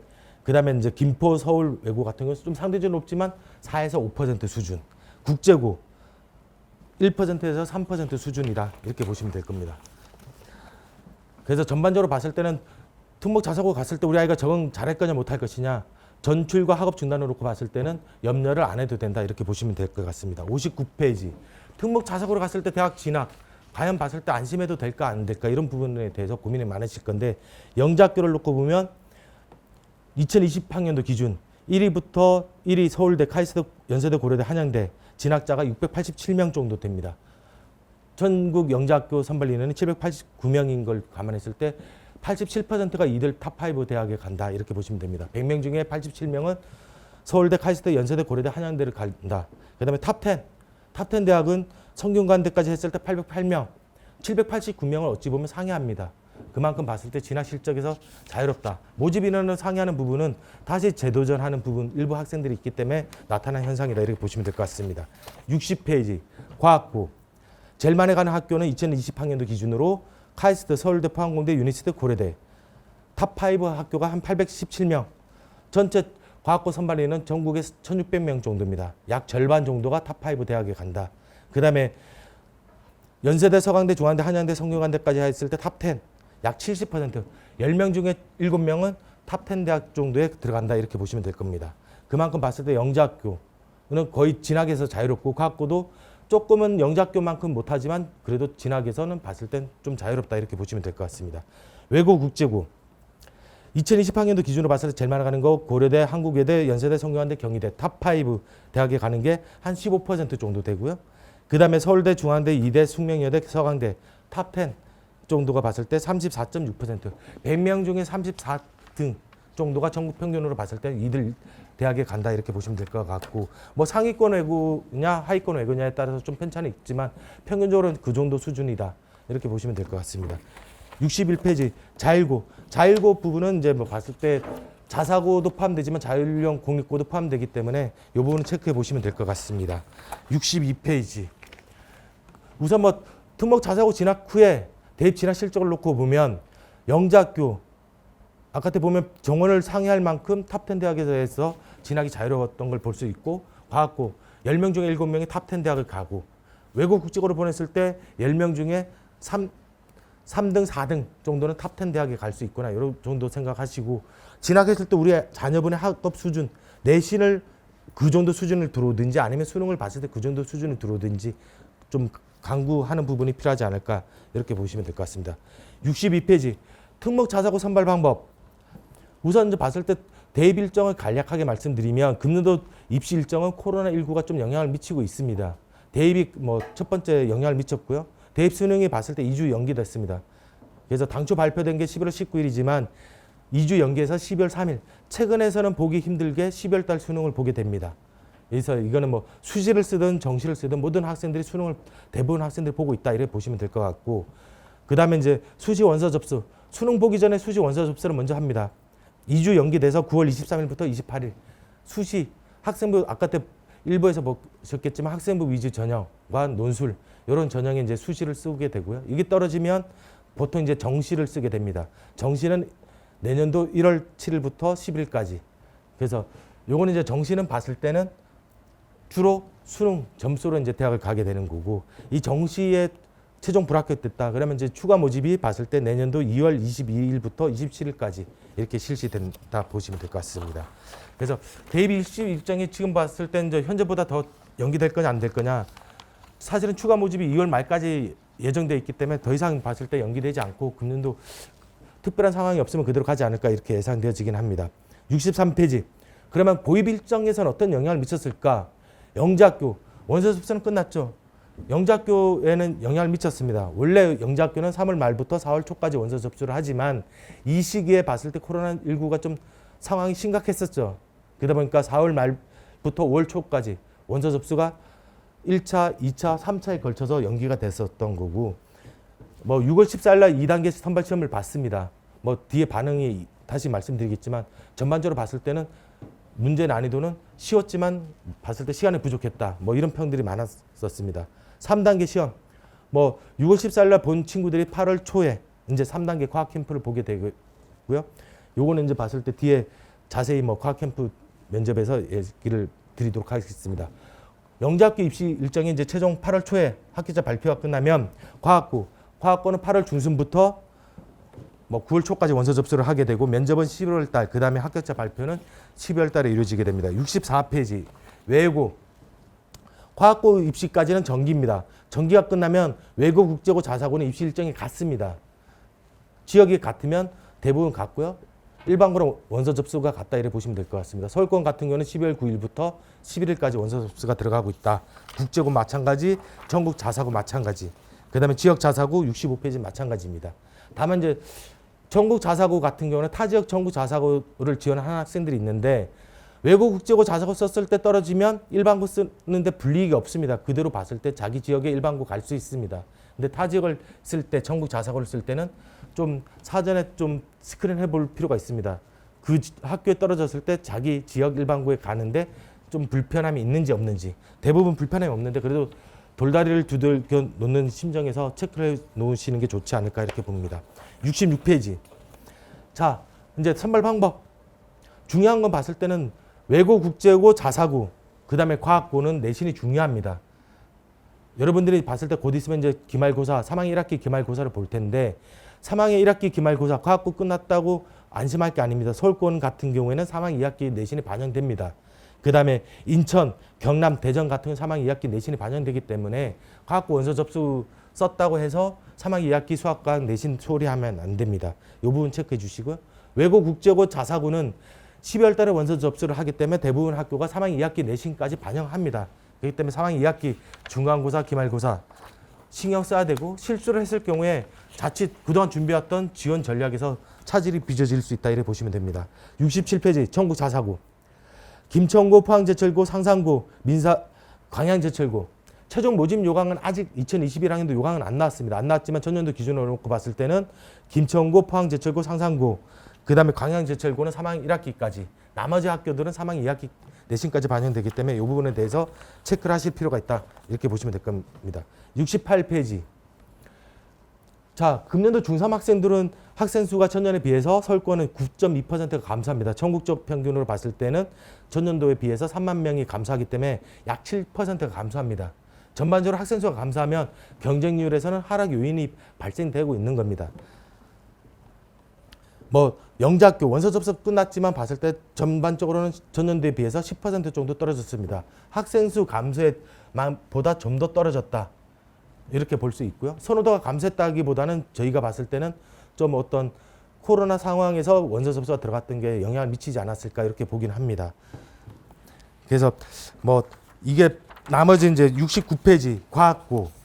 그다음에 외고, 국제고, 전국 자사고, 72페이지 지역 자사고 경쟁률이 있는데 대부분 보면 과학고는 선호도가 올라갔기 때문에 전년도보다는 조금 소폭 올라가지 않을까 보긴 합니다. 학생 수 감소가 영향이 있지만 그래도 선호도 상승 부분은 경쟁률 상승 요인의 부분이기 때문에 뭐 유지 또는 소폭 증가하는 학교들이 나타나지 않을까 이렇게 보고요. 그다음에 외고, 국제고, 자사고 같은 경우에는 전반적으로 봤을 때 학생 수 감소 영향을 미칠 거다. 다만 현재 고등학교 2학년 이하 학생들부터는 정시 40%로 증가됩니다. 외고, 국제고, 자사고 하면 이제 보통은 수능에 강한 학교로 알려져 있죠.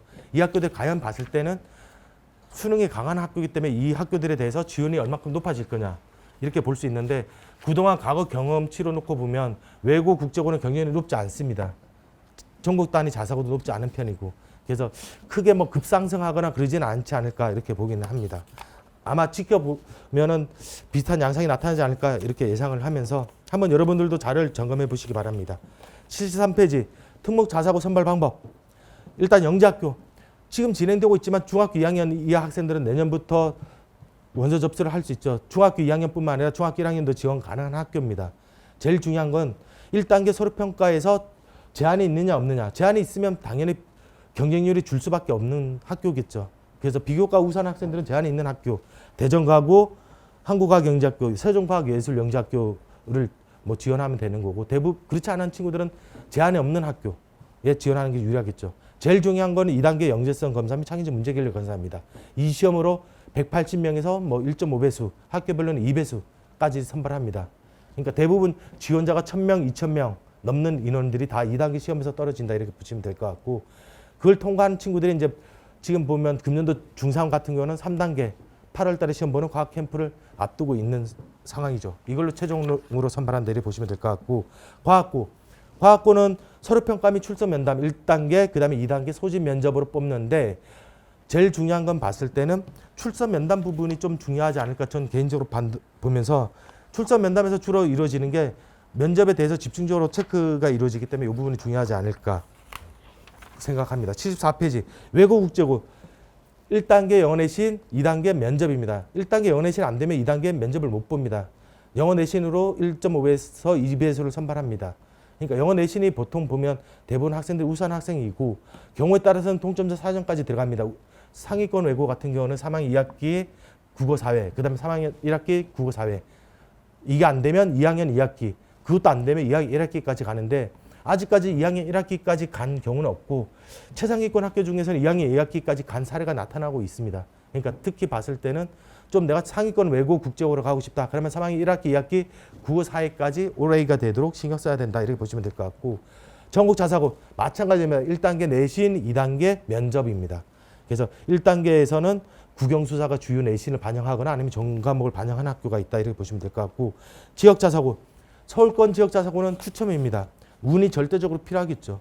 그 다음에 이제 운을 통과하면 면접을 볼 수 있다. 이렇게 보시면 될 것 같고 이외 자사고는 1단계 내신, 2단계 면접. 그래서 1단계 내신이 중요하다. 이렇게 보시면 됩니다. 75페이지.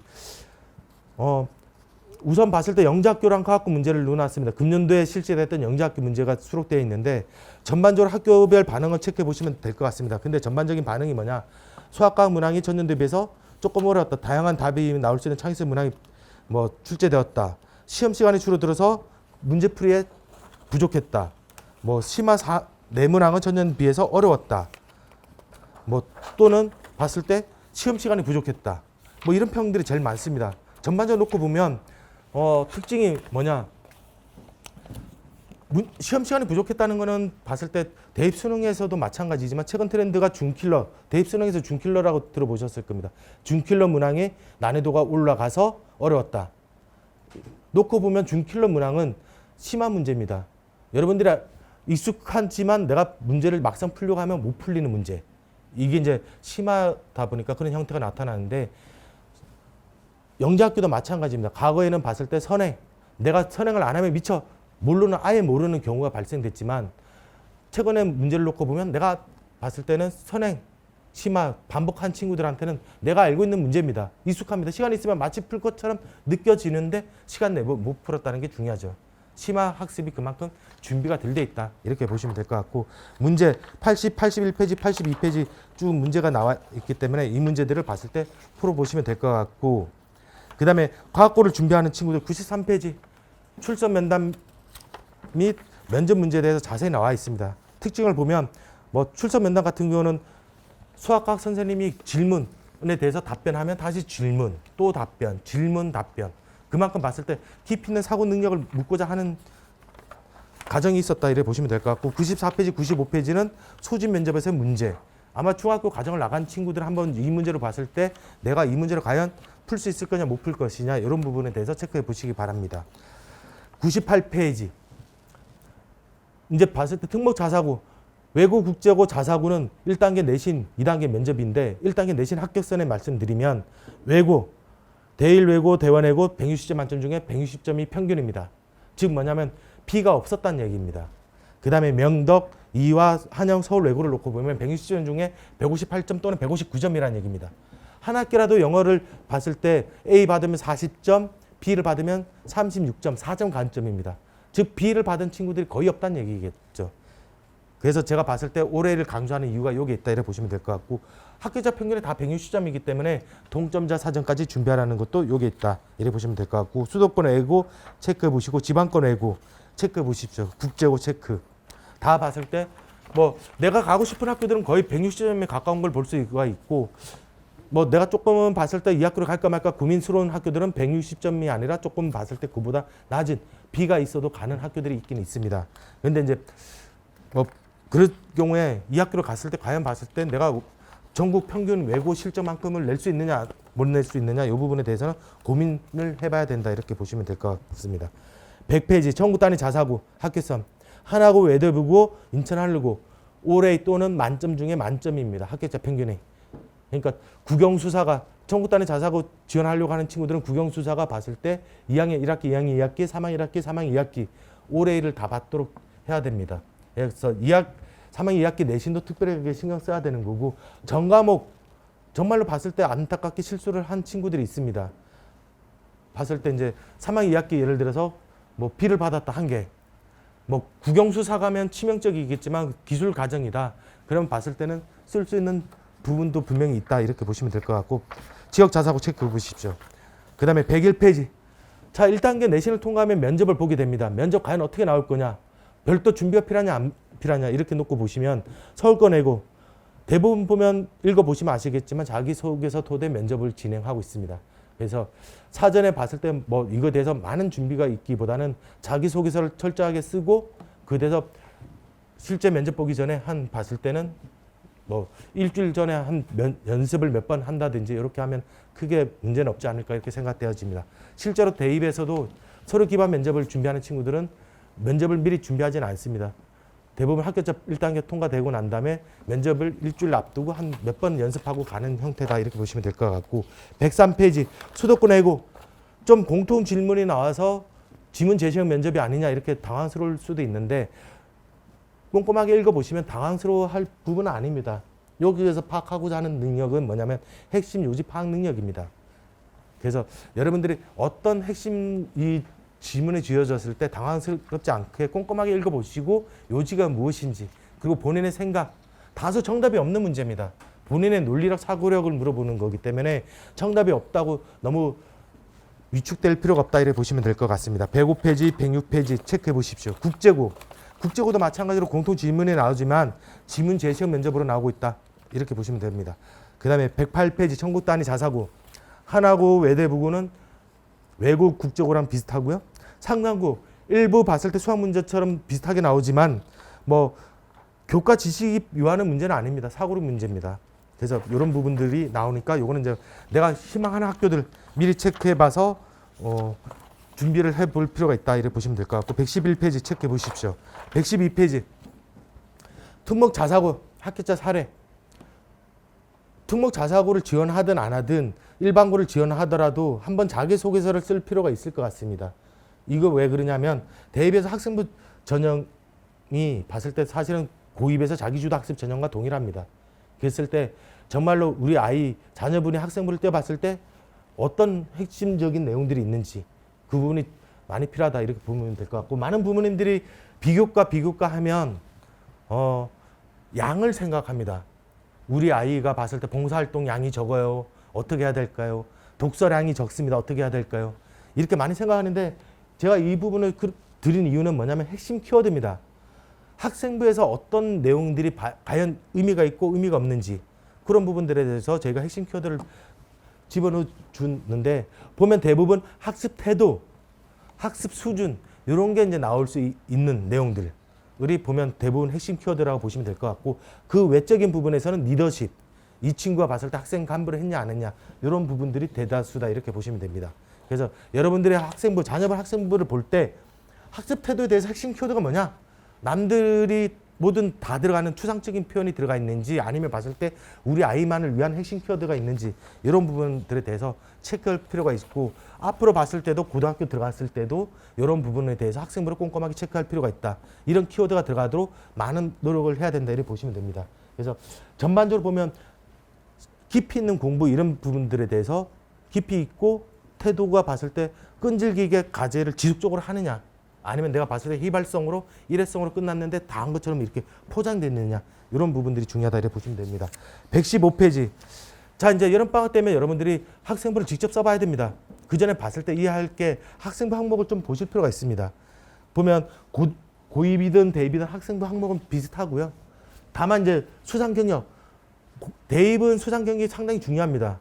특정 과목에서 최상위권이냐 아니냐 이 부분을 판단할 때 교내 수상인데 고입은 봤을 때 수상 경력은 빠집니다. 대신 보면 내신, 교과 학습 발달 사항에서 어떤 교과 내신뿐만 아니라 세부 특기 사항을 볼 수 있다 이렇게 보시면 됩니다. 그래서 이 부분이 교과 학습 발달 사항이 고입에선 중요하다 이렇게 보시면 될 것 같고 내가 이제 뭐 과거를 쓴다 그러면 수학과학을 반영하기 때문에 수학과학만 잘하면 되는 거 아니야? 이렇게 생각할 수도 있는데 사실은 생활기록부는 반영은 안 하지만 전과목이 들어갑니다.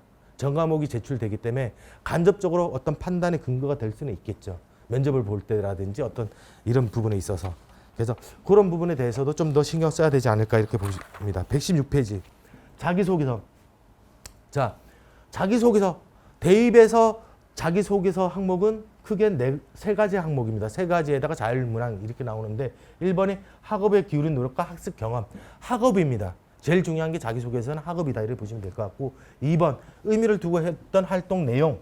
활동 내용인데 이게 보면 어떤 학습과 관련되면 더 시너지가 나지만 그 학습과 좀 더 동떨어져 있다. 그러면 의미 있는 활동이 좀 더 퇴색될 수밖에 없습니다. 그래서 1번, 2번을 통해서 보려고 하는 것은 학업에 대해서 학습 수준, 그 다음에 학습 태도를 보려고 하는 겁니다. 그 다음에 3번. 3번은 보면 배려, 나눔, 협력, 갈등, 관리. 즉 리더십을 보고자 하는 겁니다. 어떤 친구가 봤을 땐 리더십, 어떤 단체에서 어떤 문제, 서로가 갈등을 어떻게 하는지, 그 다음에 남을 배려하는 게 어떤 건지 이런 부분에 대해서 보려고 하는 겁니다. 특목 자사고도 마찬가지로 보면 옆에 항목을 보면 거의 유사한 형태로 구성되어 있다 이렇게 보시면 됩니다. 그래서 여러분들이 신경 써야 되는 부분들이 1번 제일 중요합니다. 학습 내용. 그 다음에 2번에 대해서는 조금 봤을 때 지원 동기면 학업 계획인데 학업 계획 부분들이 상당히 중요하다 이렇게 보시면 될 것 같고 세 번째 제일 자기소개서를 쓰라고 하면 학생들이 제일 자신 있는 게 사실은 3번입니다. 3번부터 쓰는데 3번은 사실은 중요도가 좀 떨어집니다. 리더십 부분이기 때문에 그리고 봤을 때는 이런 리더십 부분에 대해서 좀 이제 써야 되는 부분이다 이렇게 보시면 될 것 같고 117페이지 과연 쓸 때 우리 아이가 선생님 근데 다 좋은데 자기소개를 어떻게 쓸까 이렇게 많이 고민스러우실 겁니다. 자 이제 서울대가 보면 학생부 종합 전형에 대해서 상당히 디테일하게 자료를 제시해주고 있습니다. 이 부분은 봤을 때 대입뿐만 아니라 고입을 할 때도 상당히 중요하다 이렇게 보시면 됩니다. 제일 중요한 거 학업 능력. 학업 능력은 지적 성취를 어디서 보느냐? 교과 관련 성취 수준. 즉 쉽게 얘기하면 내신입니다. 내신과 세부 특기 사항. 그다음에 교과 학업 관련 교내 수상. 그다음에 세부 능력 및 특기 사항. 세부 능력 및 특기 사항에서 중요한 건 뭐냐? 교과 및 방과 활동 이수 내용입니다. 교과 내용을 보는 겁니다. 교과에서 어떤 내용들이 들어있는지. 그다음에 창의적 체험 활동. 우리 창의적 체험 활동은 무엇을 할 건지 많이 고민할 건데 중요한 거 학업 관련 동아리 활동, 탐구 활동이라고 돼 있죠. 그러니까 학업과 관련된 내용 부분에 있어서 상당히 의미가 있지만 학업과 좀 동떨어져 있다. 그걸 창의적 체험 활동에서 1번에다 녹여 넣는다. 상당히 좀 봤을 때는 난관이겠죠. 두 번째, 중요한 건 학업 태도, 학업 관련 교내 수상, 그 다음에 창의적 체험 활동. 지적 호기심이 묻어 나와야 됩니다. 동아리 활동, 학내 활동 참여도를 하더라도 우리 아이가 봤을 때 자녀분이 학습 태도가 봤을 때 어느 태도로 보여주느냐 이 부분이 중요하다고 보시면 되겠죠. 세부 능력 및 특기 사항에서도 중요한 거 학업 능력도 중요하지만 수업 참여도, 태도 수업에서 봤을 때 수업 시간에 졸는지 안 졸는지 그리고 수업을 봤을 때 질문을 많이 하는지 안 하는지 또 봤을 때 풀이 과정에 대해서 다른 해법을 제시하는지 안 하는지 이런 부분들에 대해서 많이 좀 녹여 들어가 있다 이렇게 보시면 될 것 같고 그 마지막으로 보면 이제 리더십은 봤을 때는 뭐 소재입니다. 봉사활동, 동아리 활동 이런 건 소재로 활용될 수 있는 부분이 거고요.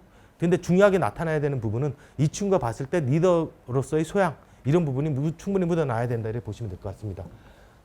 다음에 밑에 보시면 학업 능력, 학습 태도, 학업의 소양 이렇게 나눠 있는데 학업 능력을 보여주기 위해서 어떻게 되느냐 우선 학업 능력이 고르게 나타나고 있다는 걸 보여줘야 됩니다.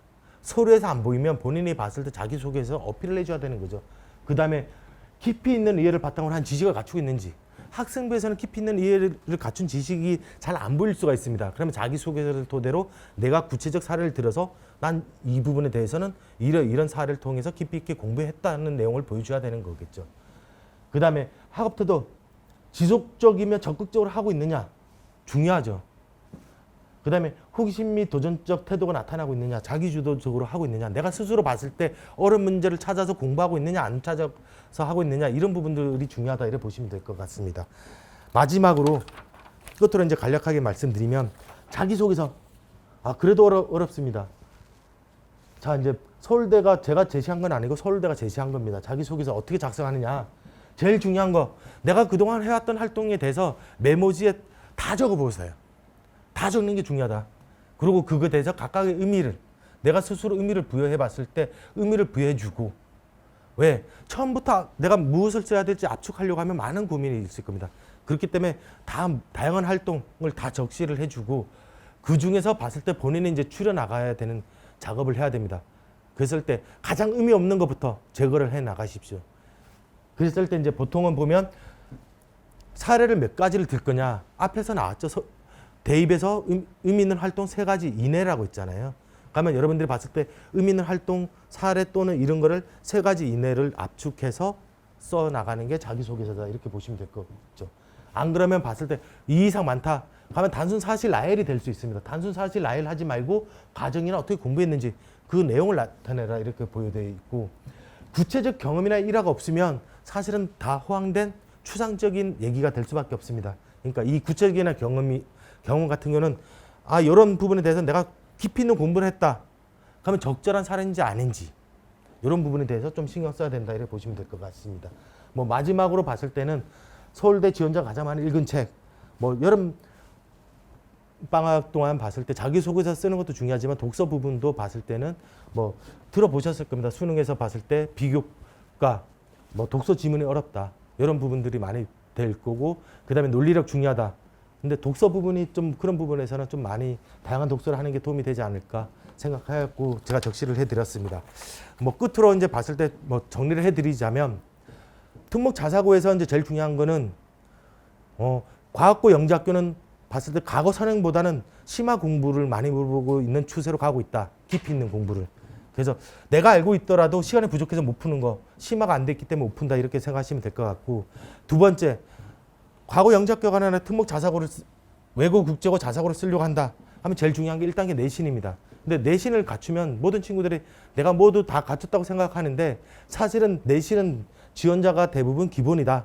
이래 보시면 될 것 같습니다. 그래서 내신이 봤을 때 기본으로 갖추고 그 다음에 봤을 때 내가 이거에 대해서 내신 외에 진학했을 때 과연 봤을 때 어떤 깊이 있는 자신감을 가지고 갈 거냐 공부를 할 거냐 이 부분에 대해서도 고민을 많이 해보시는 게 중요하다. 이렇게 보시면 될 것 같습니다. 그래서 전반적으로 보면 앞에서도 그랬고 수능 뭐 내신이 잘 나오지만 수능이 안 나오는 학교 그 다음에 내신 안 나오지만 수능이 잘 나오는 학교 어느 학교가 봤을 때 진학 실적이 좋은지 이 부분도 많이 체크해 보셨을 거고 그 다음에 특목 자사고에서도 평가하려고 하는 친구들이 서류에서도 전반적으로 보면 얼만큼 깊이 있는 공부한 친구냐 이런 부분들에 대해서 많이 평가를 하고 있는 부분이다. 이런 걸 항상 염두를 두시면서 앞으로 봤을 때는 이제 뭐 기말고사 뭐 좋은 결과 있으시길 바라고 여름방학 동안 봤을 때 좀 더 깊이 있는 좀 집착을 가질 수 있는 계기가 이를 좀 마련해 주는 게 그렇지 않은 학생들이라면 요 기간을 맞이해서 좀 공부를 할 수 있는 컨디션을 갖춰놓는 습관을 갖춰놓는 게 상당히 중요합니다. 그런 학생이 좀 되는 시간이 됐으면 좋을 것 같습니다. 이상으로 마치도록 하겠습니다. 감사합니다.